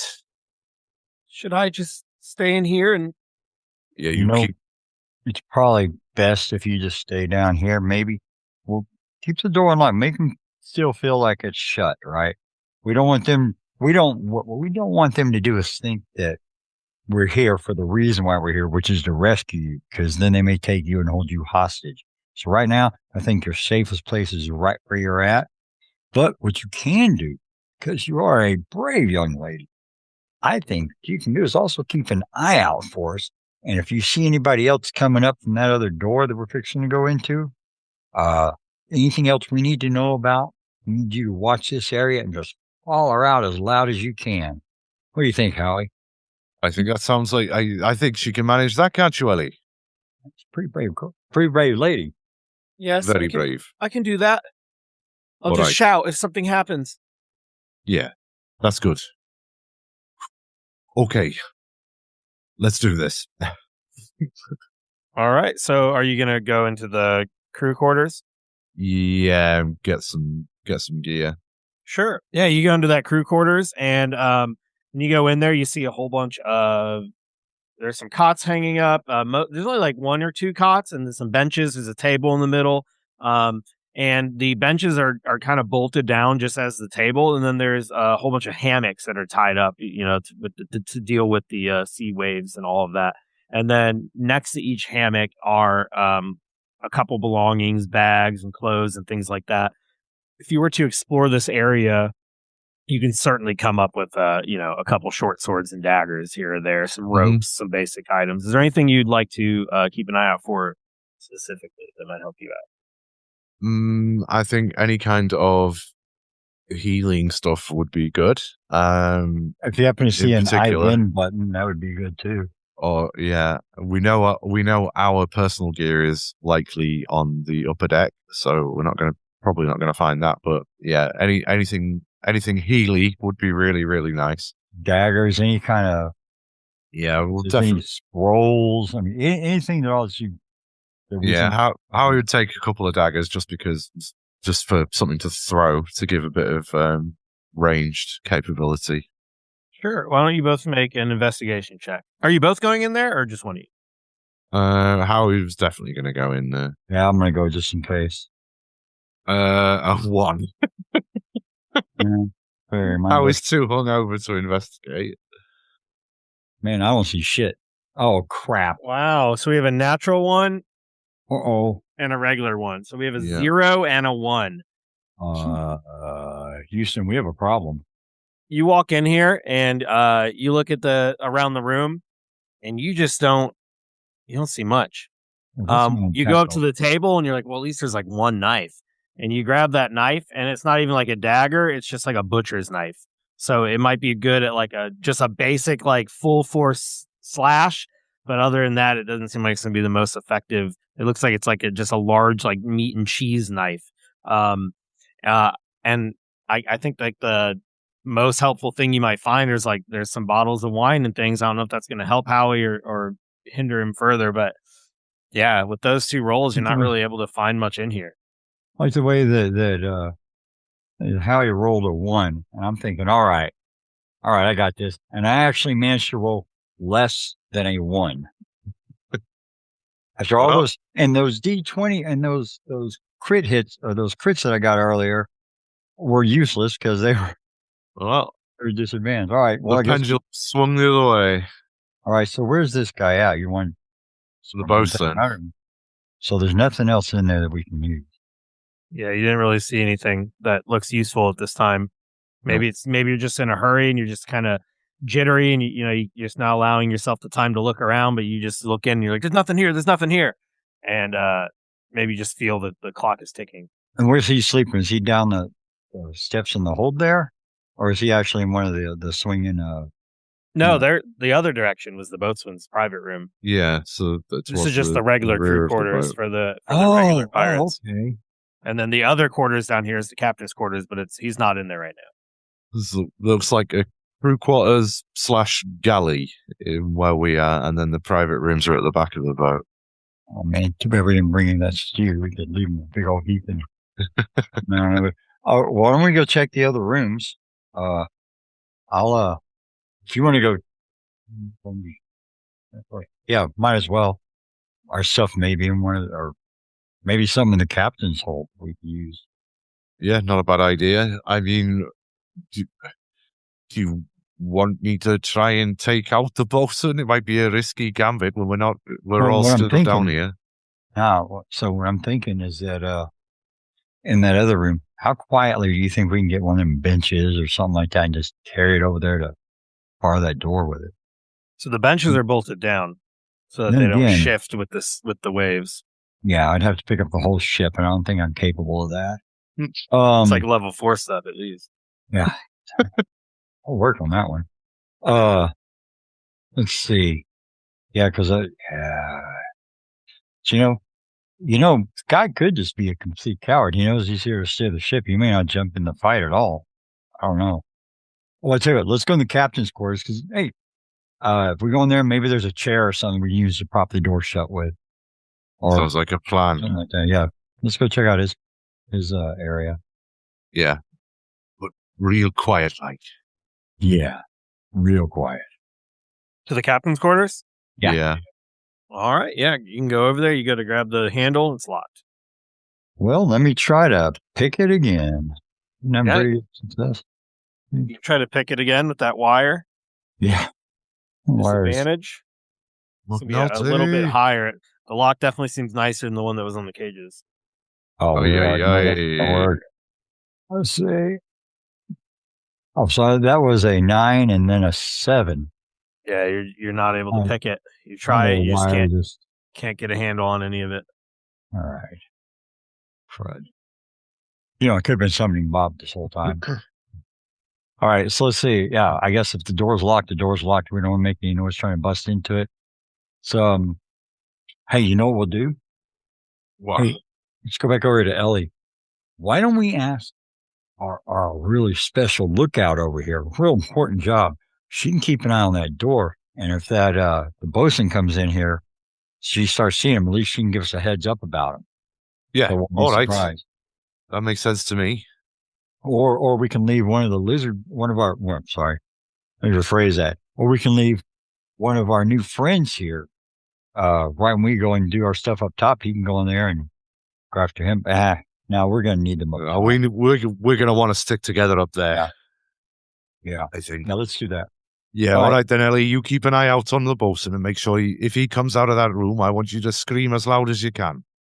All right, I can do that. And don't worry about You're a good girl. anything else you hear. It's all part of the act. This is just like, you've been to puppet shows and stuff before, and they they had all kinds of sound effects and noises and stuff. You don't have to be worried. We ain't going to leave you here. We're definitely going to come back and get you, and you're going to be off this boat here real, real soon. Well, actually, we're going to have this boat turned around going home. And wouldn't that be exciting? You sailing right in there at the front of this boat for everybody to see how you help bring this boat back. That'd be amazing. I'm not a baby. I'm 8. I'm basically an adult. You sure are. How he's suppressing the laugh. And Which part? Just laughing at how precocious this child is. Yeah. Well, you've already done a lot more than any. You're way, way ahead of the time. All right. I think we got our plan going. All right.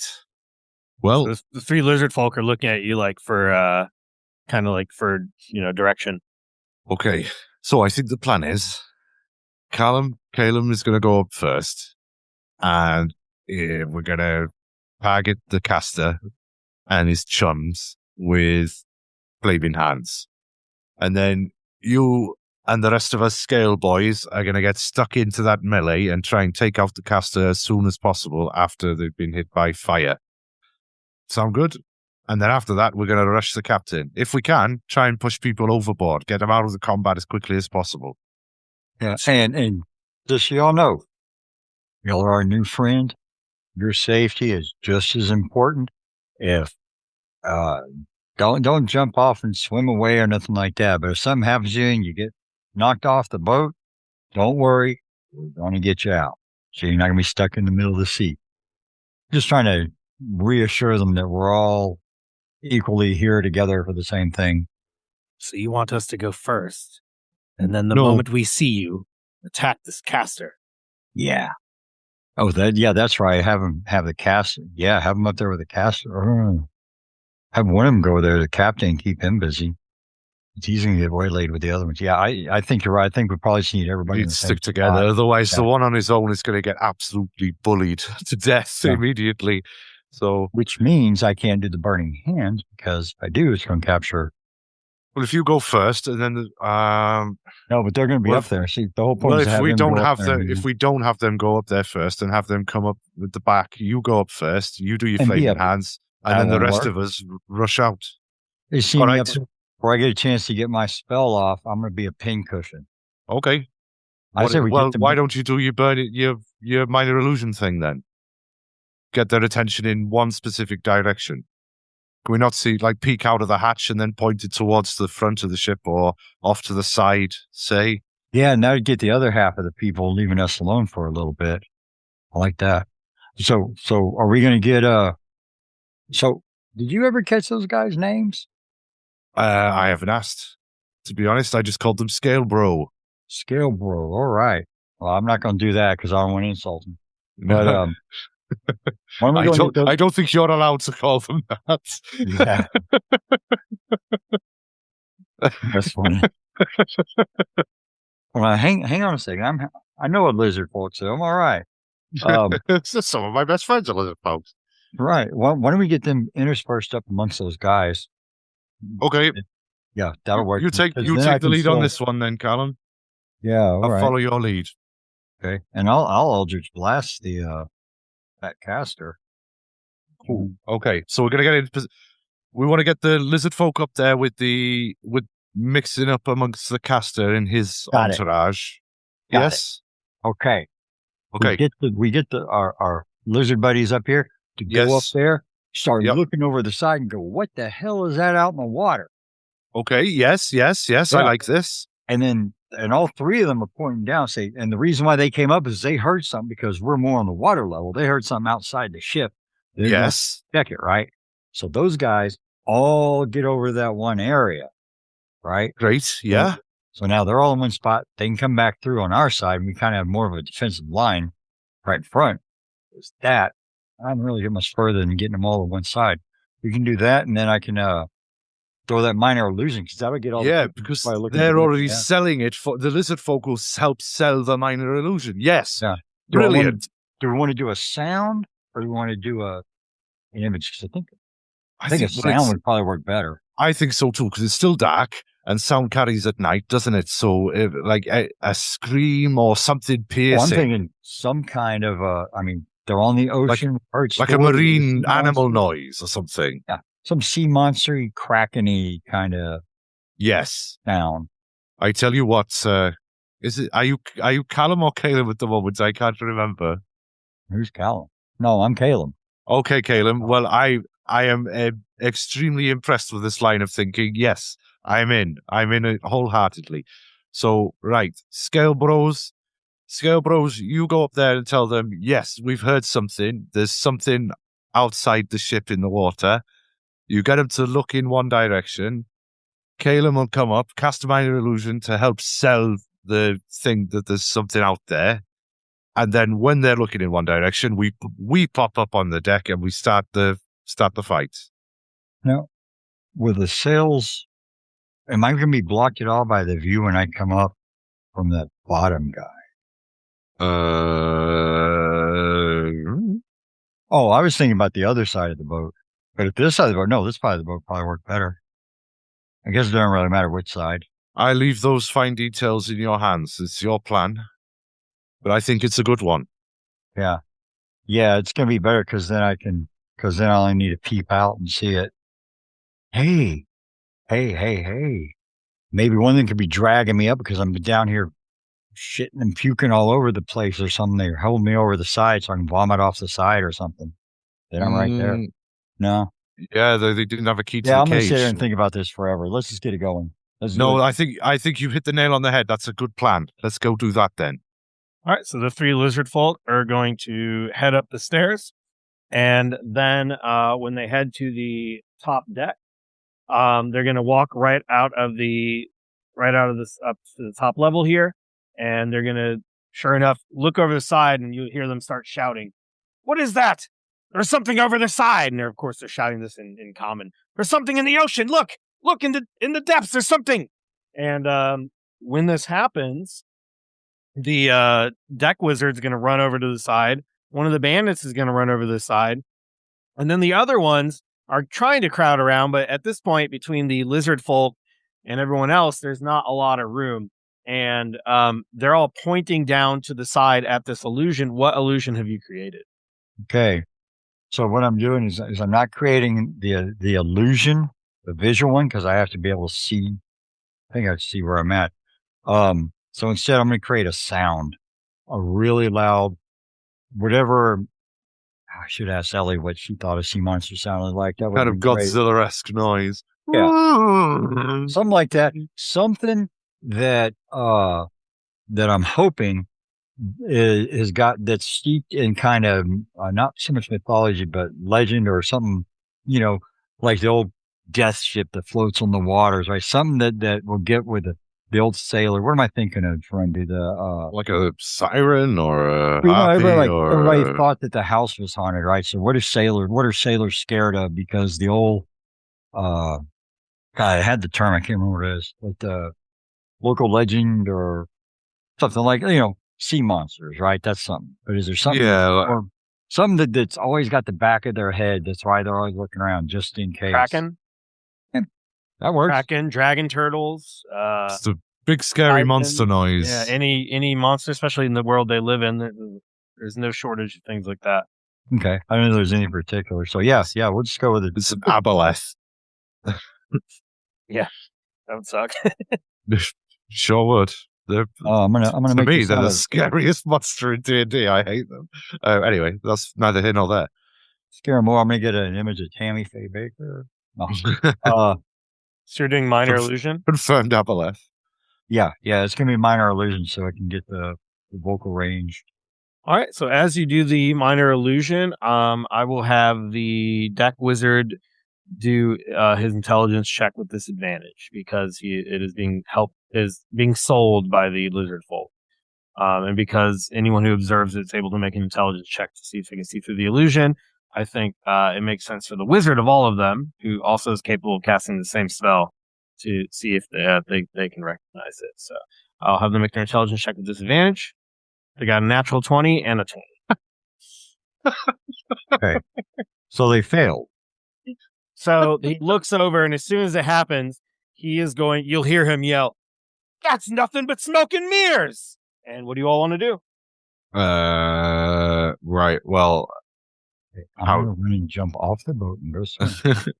Harry's going to rush the wizard if it's all possible. I think we were going to be sort of waiting at the top of the stairs. All right, so you come running up the stairs, and the two of you just come sprinting right up, and right there is a bandit, then the wizard, the 3 lizard folk, and then 4 bandits behind them. And go ahead and make this attack. How do you want to attack? There's a bandit in the way. Is there any way you can think of to get past him and rush the wizard?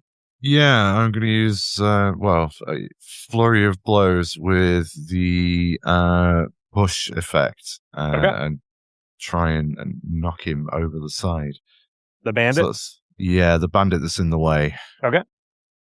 That is a natural 20 on that first roll. Ooh, nice. So put your hand through him. Oh, no, tell a lie. No, I've got a +5 on that, so it's an 18. So it's not a natural 20, but it's a 23 to hit still. For 8 damage, and he's also pushed 5. He will be pushed 15 feet away from me if he fails this DC 13 strength saving throw, which is knock him into not super high. All right, so you hit him for a whole bunch of damage, and he only got a 9. Knock him into Terry and Carly. So he gets roundhouse kicked over the railing and off the side. Yeah, you come over, you kick him. This first bandit gets flying right over the side into the ocean, and then you'll hear him, ah! And then the boat's moving, and it's probably not moving that fast, probably like 15 or 20 miles per hour, but still, it's maybe even less. But after a couple seconds, the guy gets left behind. And then going to move up on. Whoops. Select that token. Yeah, thank you. Move up on the wizard and try and push him overboard, which is what, a athletics check? Yep. Okay, so this is the flurry of blows is a bonus action, so this is now my main action to try and shove the wizard overboard. 7. 7. All right, you go to shove him for a 7.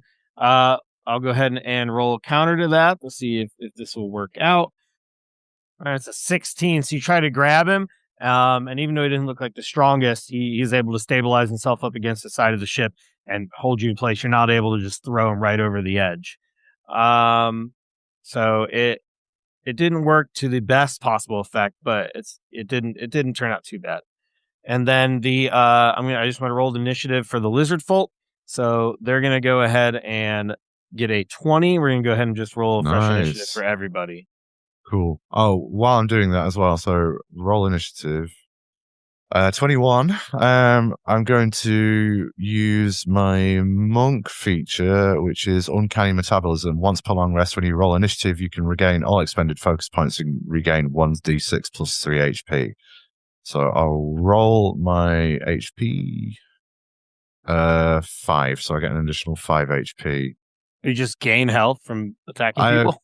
I heal. Well, when I roll initiative, I can use this to heal hit points equal to my monk level plus the number rolled. So cool. Yeah. But I can only do that once per long rest. My uncanny metabolism. The bandits also got a natural 20 for their initiative, but wow, they're a little bit slower than the lizard folk, so at least I'll go after them. What did you get, Callum, for initiative? I got a 17. 17? So my action was so I did the illusion, then Howie ran up. Yep, and then we rolled initiative. Yep, perfect. And now the captain, I'll go ahead and roll initiative for him separately from the others. So that's a That's a 4. So will be in the last. So that brings us all the way to the top. Not sure why it's showing them as lower. What did you get, Howie? It's showing you as a 21, but that's incorrect, right? That's what I got. Oh, I thought you were saying 17 for some reason. All right, so that puts Howie in the first. Okay. Howie's just gonna give good punch to the wizard, first of all. Or he's going to attempt to. That's a unnatural 20 for 4 bludgeoning damage off a attack. And we're going to do another flurry of blows. Okay. And try and do the same thing again. So this is going to be the push action. Let's roll the flurry of blows. It's a 10. 10, yeah, that's not going to hit him. Spend the key point, though, and do 2 attacks. So let's do that. 24. That'll hit. For 7 bludgeoning damage off that attack, and also he needs to make a DC 13 strength saving throw, or be kicked 15 feet. Wow, he got an 11. Okay, he is kicked 15 feet over the side of the boat. All right, so you kick him right over the side. I'm going to have... Well, no, I was going to say make a dexterity saving throw, but he just made a saving throw, right? So yeah, you're just able to kick him right over the edge. He flips over the side. I'm going to see if he is able to catch himself on the edge or not. He gets a natural 20. So he flips over, and you just see his fingers grab the side of the ship, and he's holding on to the side. Okie dokie. That's my action and my bonus action. I'm going to move Howie up into formation with his scale bros. I'm going to hold the line against these dwarves. Okay. Anything else? Thank you. No, that'll do for me. I don't think I've got anything else. No, that was my action, my bonus action, so I'm done. All right. The lizard folk are going to spin around. I'm going to actually have this first one roll a perception check to see if he notices that the wizard is still hanging on. He might think that they just flipped right over the side. So what is that, wisdom? Yeah, 2. He does not notice. So that he thinks the wizard's gone. So he's going to turn around and just immediately attack the bandits. One of the bandits. So he will go ahead and swing them. They do have multi-attack, which is pretty cool. So he's going to go ahead and attack one with a javelin. He gets a 15 to hit for 6 damage, and then he's going to bite as well, and that's going to be a 17 hit for another 10 damage. So he ends up hitting one of them for 16. He just goes over, he turns around, stabs him. The guy like lurches back as there's this javelin in his chest. He reaches in, just bites him right in his jugular, just murders this guy. He just fucking dies immediately. Hell yeah, Scale Bro. So yeah, Scale Bro's coming through for you for sure. And I think you only got the name of one of them, and that was passively. Someone was called Drox. Drox is one of what they said. Drox is the one that just ripped this guy's throat out. The other one's going to turn around and attempt to do the same. So he will flip around. He's going to go ahead and stab with that javelin. He gets a 12 to hit, which I don't believe is enough. Let me double check. Oh, that is enough. Yep. He's going to go ahead and swing around. He's going to stab him for 8 damage, and then he's going to bite him as well. And that's a 16 to hit for 7 more. He does the exact same thing. Javelin in the chest, and then rips this guy's throat out. Maybe they dislike them a little bit more than they were letting on because they're vicious.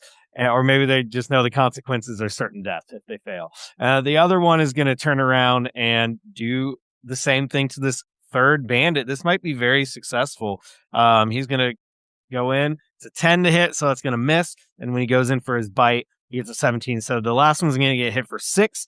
I think he's just in shock watching what happened to his 2 buddies. And then as soon as he turns around, this lizard folk like just by happenstance misses him with the javelin. But then there's these fangs that just go right into his shoulder, and he lets out this curse. And we now move to the bandit's turn. So the one that got bit that's still alive is going to go, fuck, they've turned on us! And he's going to try to swing right back at him. And he's going to swing in with that scimitar. Only rolls a 6. He misses. The boat happens to hit a wave just kind of right at the last second, and he just misses by just a couple inches, and he is not able to hit with the scimitar. The other one, Howie, is going to come rushing at you and attempt to swing at you with his scimitar as well. Sure he is. And we will see what happens with that. He swings and he gets a 19 for 4 slashing damage. Well. That will in fact hit. So you get hit for 4 slashing damage, but that is his turn. The other bandits, you'll hear the captain starts yelling, "Slaughter them! They've escaped!" And the other bandits are going to run hang up. on. Sorry, no, I have deflect attacks, don't I? So I reduce that damage by 1d10 plus 6. So reduce it to 0? They'll reduce it to 0, yeah, because of the for reaction, which I do have. So I'm no.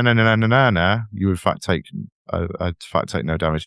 I'm not going to spend the focus point to redirect it though. Okay. Thank you. So the other 3 bandits will jump down at the captain screaming to go kill the escapees and the traitors. One of them will run up right behind you, Calum. He's going to try to swing at you with his scimitar. He gets a natural 1. That's a 4. He just completely misses. I'm going to roll a D100 to see if it's worse than just missing. He gets an 81. So yeah, he just misses. And the other 2 are going to use their dash action to get right up on you. So you have 3 of them on you. If they survive to the next round, they'll all have advantage on their next attack. But not today. All right, Kellum, your turn. 3 people are behind you. If you choose to run off, then they'll get an attack of opportunity. At least 2 of them. Okay, so the illusion's still screaming, right? It is because you haven't taken damage or anything yet. Yeah, I figured maybe I had to confuse. All right, burning. It can last for up to 1 minute. It's only been 6 seconds. So. Yeah, probably annoying us by now. Yeah, I guess we'll go ahead and hit the burning hands. Had I been able to go sooner, I was gonna. Well, we'll tell about later. All right, so can I get all 3 of them in a 15-foot cone? Yep, you sure can. Yeah, there's 3 of them right on you. Hell yeah, brother. All right, so they're all going to need to make a DC 13 saving throw. And I'm going Of what kind? Dexterity. All 3 fail. Hell yeah. So they take, let's see, 4d6. They each take 16 points of damage. Not bad at all. You burn all 3 of them alive. They only have 11 hit points, and they each die as you hit them with burning hands. They just start screaming as they just burst into flames. Everything's coming up Millhouse. Yeah, everything is coming up Millhouse, 100%. I choose you, Calum. Is there anything else that you would like to do? Oh, Calum gets hit points from this. The old Shane says, when I reduce a hostile to 0, I gain charisma mod plus warlock level, temporary HP, so it'd be 5. Is that, it's from the Dark One's Blessing. Do I get for all 3 of them? Yeah. Wow. It doesn't say up to once per turn, does it? No, that's decent. Yeah. So that's 15 points of damage on top of my 9. 15 points of. Oh, but it says by standard rules, temporary HP does not stack, so you only get 1. Okay. It once. Well, that brings me up to max, so that's good. That's still decent, though, yeah.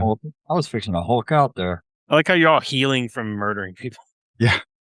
So that was that, and do I get any kind of bonus action I can do? Nah, I think I can milk this for much more than what I've already done. But I can move. So I'm going to move. I don't want that captain around me. I know where he's going. I'm going to come up here. Naughty business. Now, I can't go past this guy without incurring an attack of opportunity. So I'm going to get right about here. Hold the line. Oops. I won't snap it too much. But you get the idea. So I can't go past him, so I'll stay in there. And I will just be standing there looking really proud of myself that I just murdered 3 people. So proud. You should be. All right. After the way we had been, this is something else. All yeah, right. What a turnaround. Yeah, see, running bonus snap. Nope, all right. That's it. All I can do.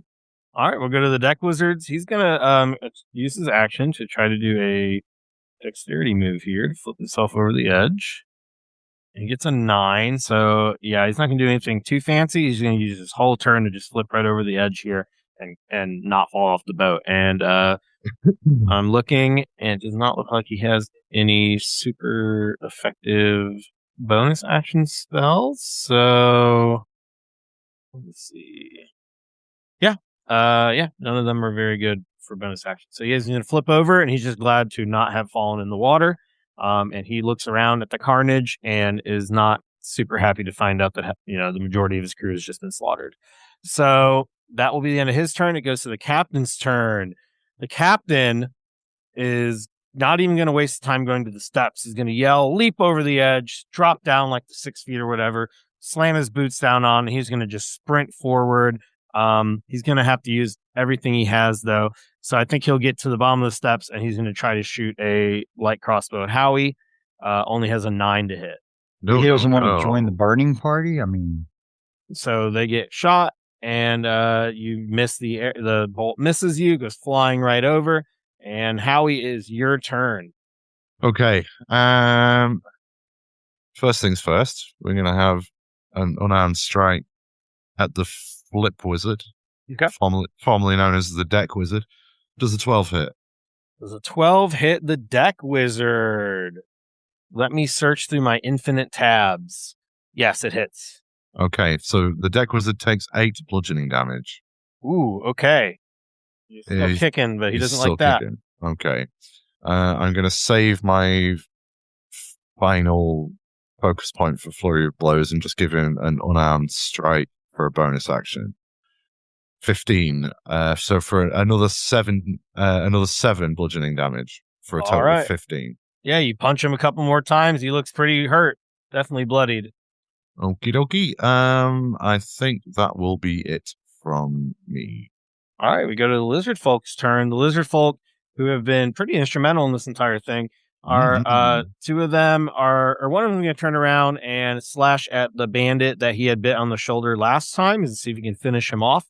You can kind of tell by the way they're acting, they are now starting to believe this plan might actually work. He gets a 17 hit for 8 damage, and he just finishes this one off. Drives a javelin right through him. Completely kills that guy. And then... Bro, you completely killed that guy. Way to go, skill, bro. And then he's going to turn around, run over, and he's going to bare his fangs and try to use the rest of his multi-tack to bite the other guy. So there's only, at this point, the captain, the wizard, one bandit, and then down below somewhere is the Boswan, who is hopefully Boswan. Boswan. Monsieur Boswan. Monsieur Boswan. At your service. I say, this flower is wilting, Mr. Boswan. I do believe this flower is wilting. I do declare this flower is wilting. See, he gets a 17. Brenda does a much better Southern accent than I do, and I live in the South, so South-ish. And he bites him right there for 4 more points of damage. And then the other lizard folk will strike next.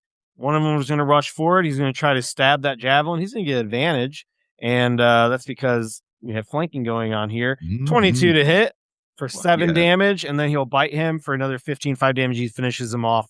And that bandit also dies. They're probably wondering why they didn't try this shit ages ago. And we are currently left with none other than the leaders, basically, the pirate captain, the Boswan, and the ship wizard.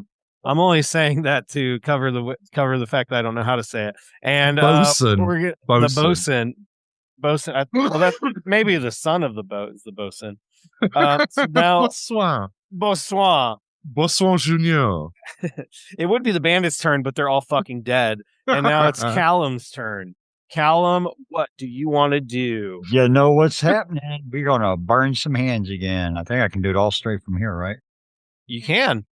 You'd have to, you step a couple steps forward, and you can absolutely hit both the captain and the deck wizard. The deck wizard.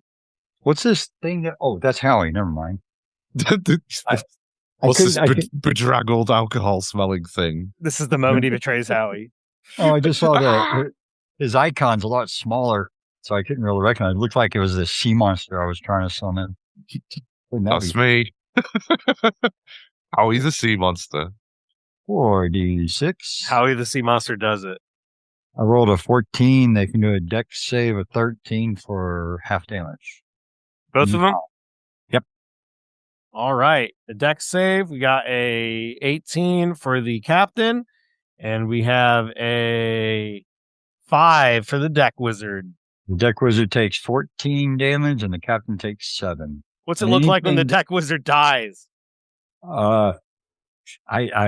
You get another soul. Is I honestly didn't plain. think this whole thing was ever going to work. We were all going to die, so I didn't have any really. Oh, ye of little faith. This was your plan. It's come off without a hitch. Right, it's working out pretty well. Yeah, so it's just immolates right up. Just poof. Actually, you know what? The rest of them kind of burn and burn. The wizard just went poof. Just kind of flash fire. You did a Ben Kenobi. Yeah, he just vanishes. The problem, though, now that you struck him down, he's going to be more powerful than you can ever. You will strike me down. I shall think I'm more powerful than you could possibly imagine. There you go. Give him another voice. Got to use that one too. I'm English, don't you know? I can do it. Guinness. We're taught at school. He can pull that one out anytime. All right, anything else, Callum? Yeah. I'm gonna get the heck back across the other area of the boat, as far away from the captain as I can, because like we saw the other wizard as a threat, he's gonna see me as a big threat. So I don't want him to beat me up anymore. That's it. All right. Then in that case, it is the captain's turn. The captain steps up on to the well, I don't know, actually. He's looking around, he's probably pretty intimidated. He's going to start shouting, "How dare you betray me? You traitors! I'll destroy every last one of you! You scaly fucks!" And he's going to attempt to shoot his crossbow at one of the lizard folk. He's kind of keeping his distance, though. And while this is happening, you will hear Ellie start to scream. And he's going to go ahead. Here comes the Boursoin. The Boursoin is here. Le Boursoin, c'est ici. 9 to hit against Howie. 9 does not hit Howie. Hit. Howie is made of sterner stuff. And then the boat begins to shake. No, it doesn't do that. A regular person comes walking up the stairs trying to wonder what the noise is all about. And he says, "Captain, what is happening?" And it's this woman. She has has a longbow flipped across her back. And he's going to say, "They've betrayed us! Hurry to the escape boat!" And she's going to run back to the escape boat, and he's going to try to back up towards it as well. And it's Howie's turn. Well, she doesn't come up and say, "Je suis plus ma fromage." She does not, but I wish she had a cool spell so she can be like, "Asseyez-vous," and like show you off. And so just sit down. For life. Fermez la bouche, cast silence. Fermez ton bouche, putain. Maintenant. Maintenant. Reportez ici. Yeah, Howie's going to make a dead rush for the captain, especially after that racist outburst. He's not having that. Scaly fucks? You call them scale bros? Yeah, I'm allowed. I'm a scale bro. Oh, but yeah, they're allowed to. It's their work. Yeah, exactly. Well, technically, it's Howie's running towards the pirate captain. Yeah, Howie's going to run towards the pirate captain and try and flip him round the back of the head as he's running with an unarmed strike. Ooh, 24. 24, yeah. That is not a crit, unfortunately. But yeah, 24 to hit for 6 bludgeoning damage. And then we're going to use my last monk point to do flurry of blows for another 2 unarmed strikes, which you say flurry of bros? Well, a flurry of scale bros. Definitely tip the scales here. Ha 23 and another 24 for 8 and 9 points of damage. So total bludgeoning damage 17 plus 6, 23 this round to the captain. Or did you ship the scales? All right, 20. Yeah, he is hurt. You catch him in the back of the head. He stumbles, and he's stumbling forward towards that escape boat, which is in the center of the ship, so it's going to require some effort to move, and even if they do... It's not going to be a rapid escape, is it? Let's be fair. Yeah, anything else, Howie? No, that is my action and my bonus action and my movement, so I'm all done. All right, the lizard folk are going to run over. I think only one of them can make it with his normal movement, so the other two are just going to use their dash to at least get near him to give the benefit of flanking to the one that was able to make it in one action. So the one that was able to get there is going to stab with the javelin with advantage, which means it's 22 to hit for 7 damage, and then going to bite with advantage, which is going to be 21 to hit with 4. So another 11 damage on this captain. He's going to just start screaming, enough, enough, enough. And it is Callum's turn. I'm going to holler out and say, as far as a bull swan, I'm going to say, on my way down this way to help finish off the captain, I'm going to holler out to our lizard friends here, say, why don't we take that one, not hostage, but take it captive, because we may need, the pilot of the ship to help us send the ship back, take it over. I don't know. But I'm going to attack do what? I can manage that. I'm proficient in driving boats. Oh, well, even better. All right, so I'm going to do an Eldritch Blast on the captain. 1d20 plus Pinsky. And I rolled an 8. That misses. Is going to go wide. Probably because all the people that's around him and everything. And just all the excitement, yeah. Yeah, see, I've already moved up here. And then they've got this in hand pretty well. I'm going to finish the rest of my movement and just pop down the steps for a second and check on Ellie.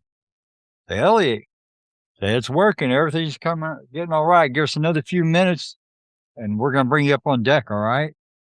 Yep, you see her. She's still she's still down there in the cage below. She screamed and did her job. Captain's turn. He's going to use the disengage action. He's going to back up, and he's going to run and try to get all the way up on this back deck over here. And we go to Howie.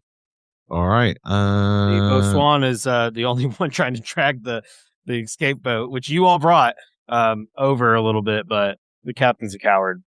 Let's have a look at movement.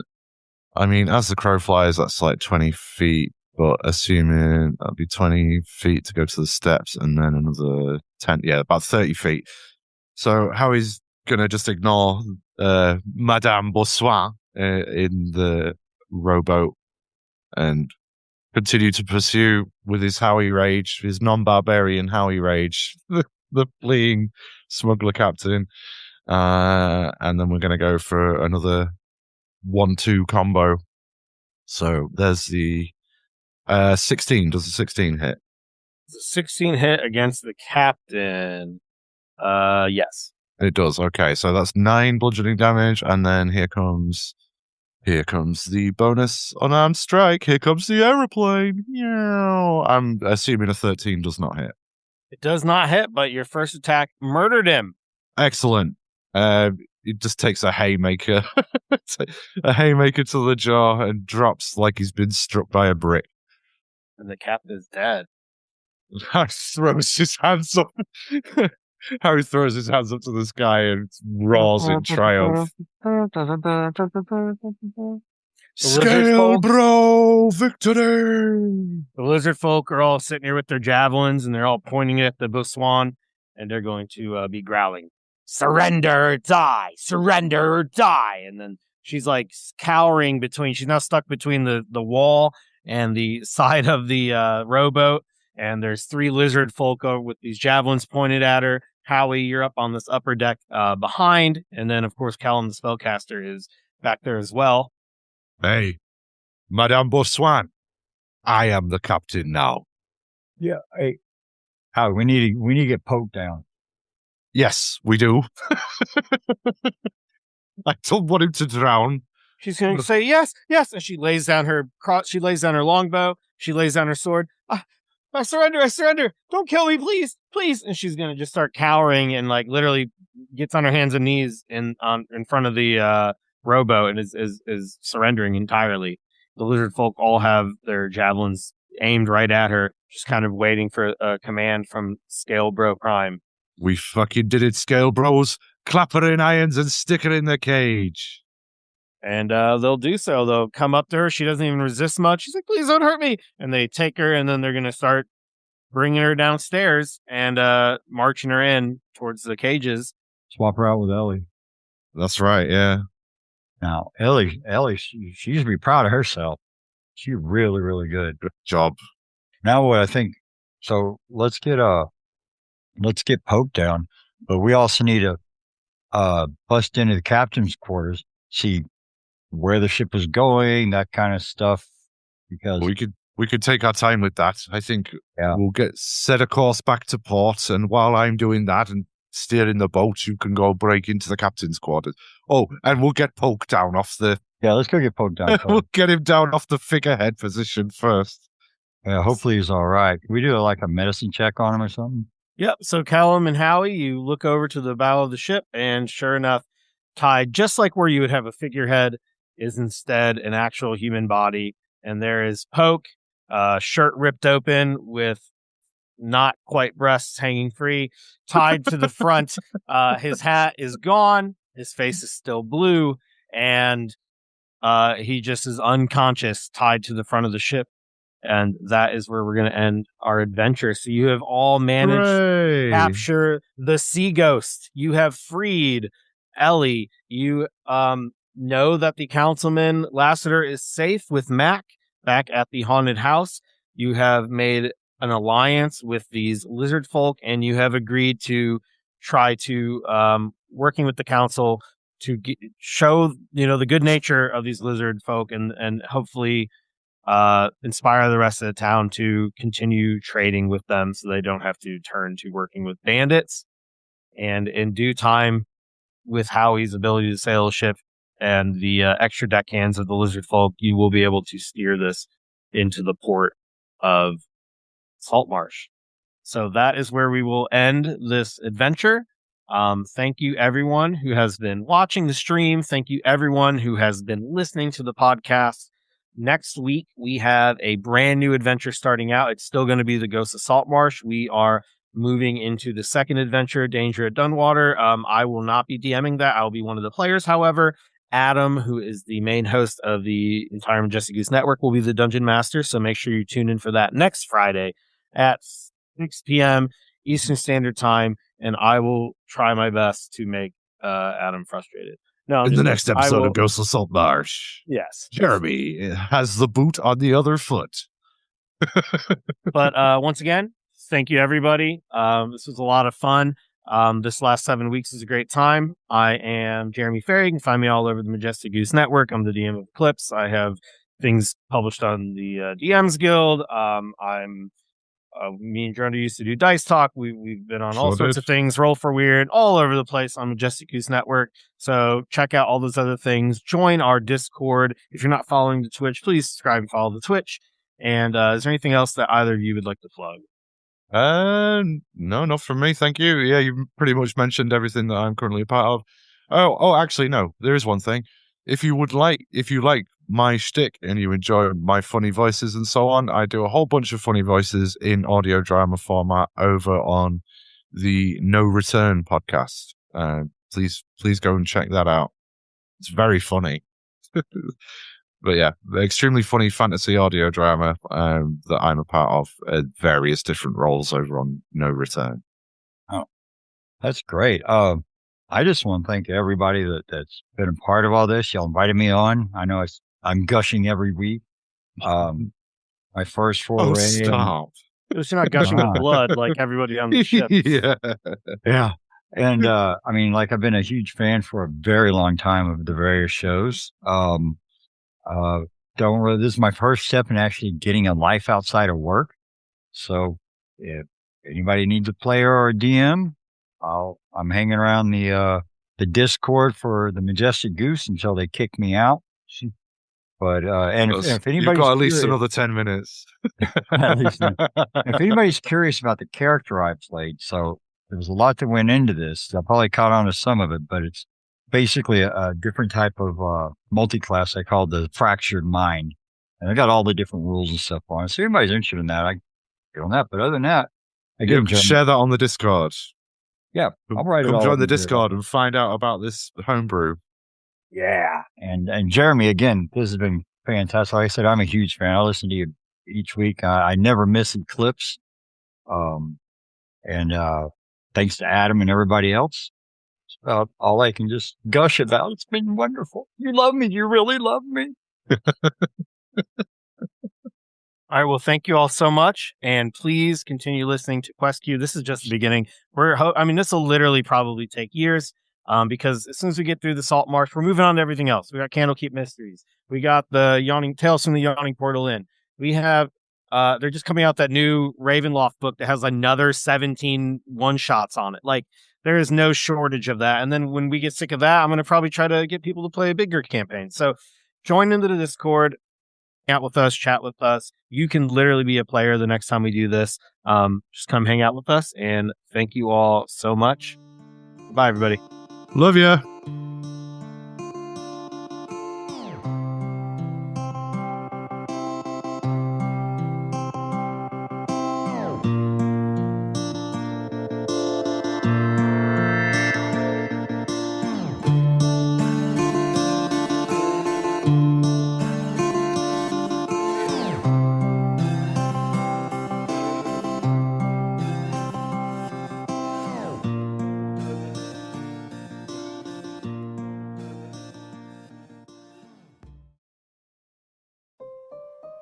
Ah, so nice of you to stop by. Come in, come in. I'm Silas Lancaster, and this is my library. Within these tomes you will find tales of monsters, both figurative and literal. Tales to make the strongest of us blanch in fear. Such stories are dangerous, and consumption must be strictly rationed. As such, I shall share but one story from my library each Thursday in October each year. Be sure to tune your wireless receiver to Storytime with Silas. Alternatively, subscribe on those podcast providers the youth seem so fond of.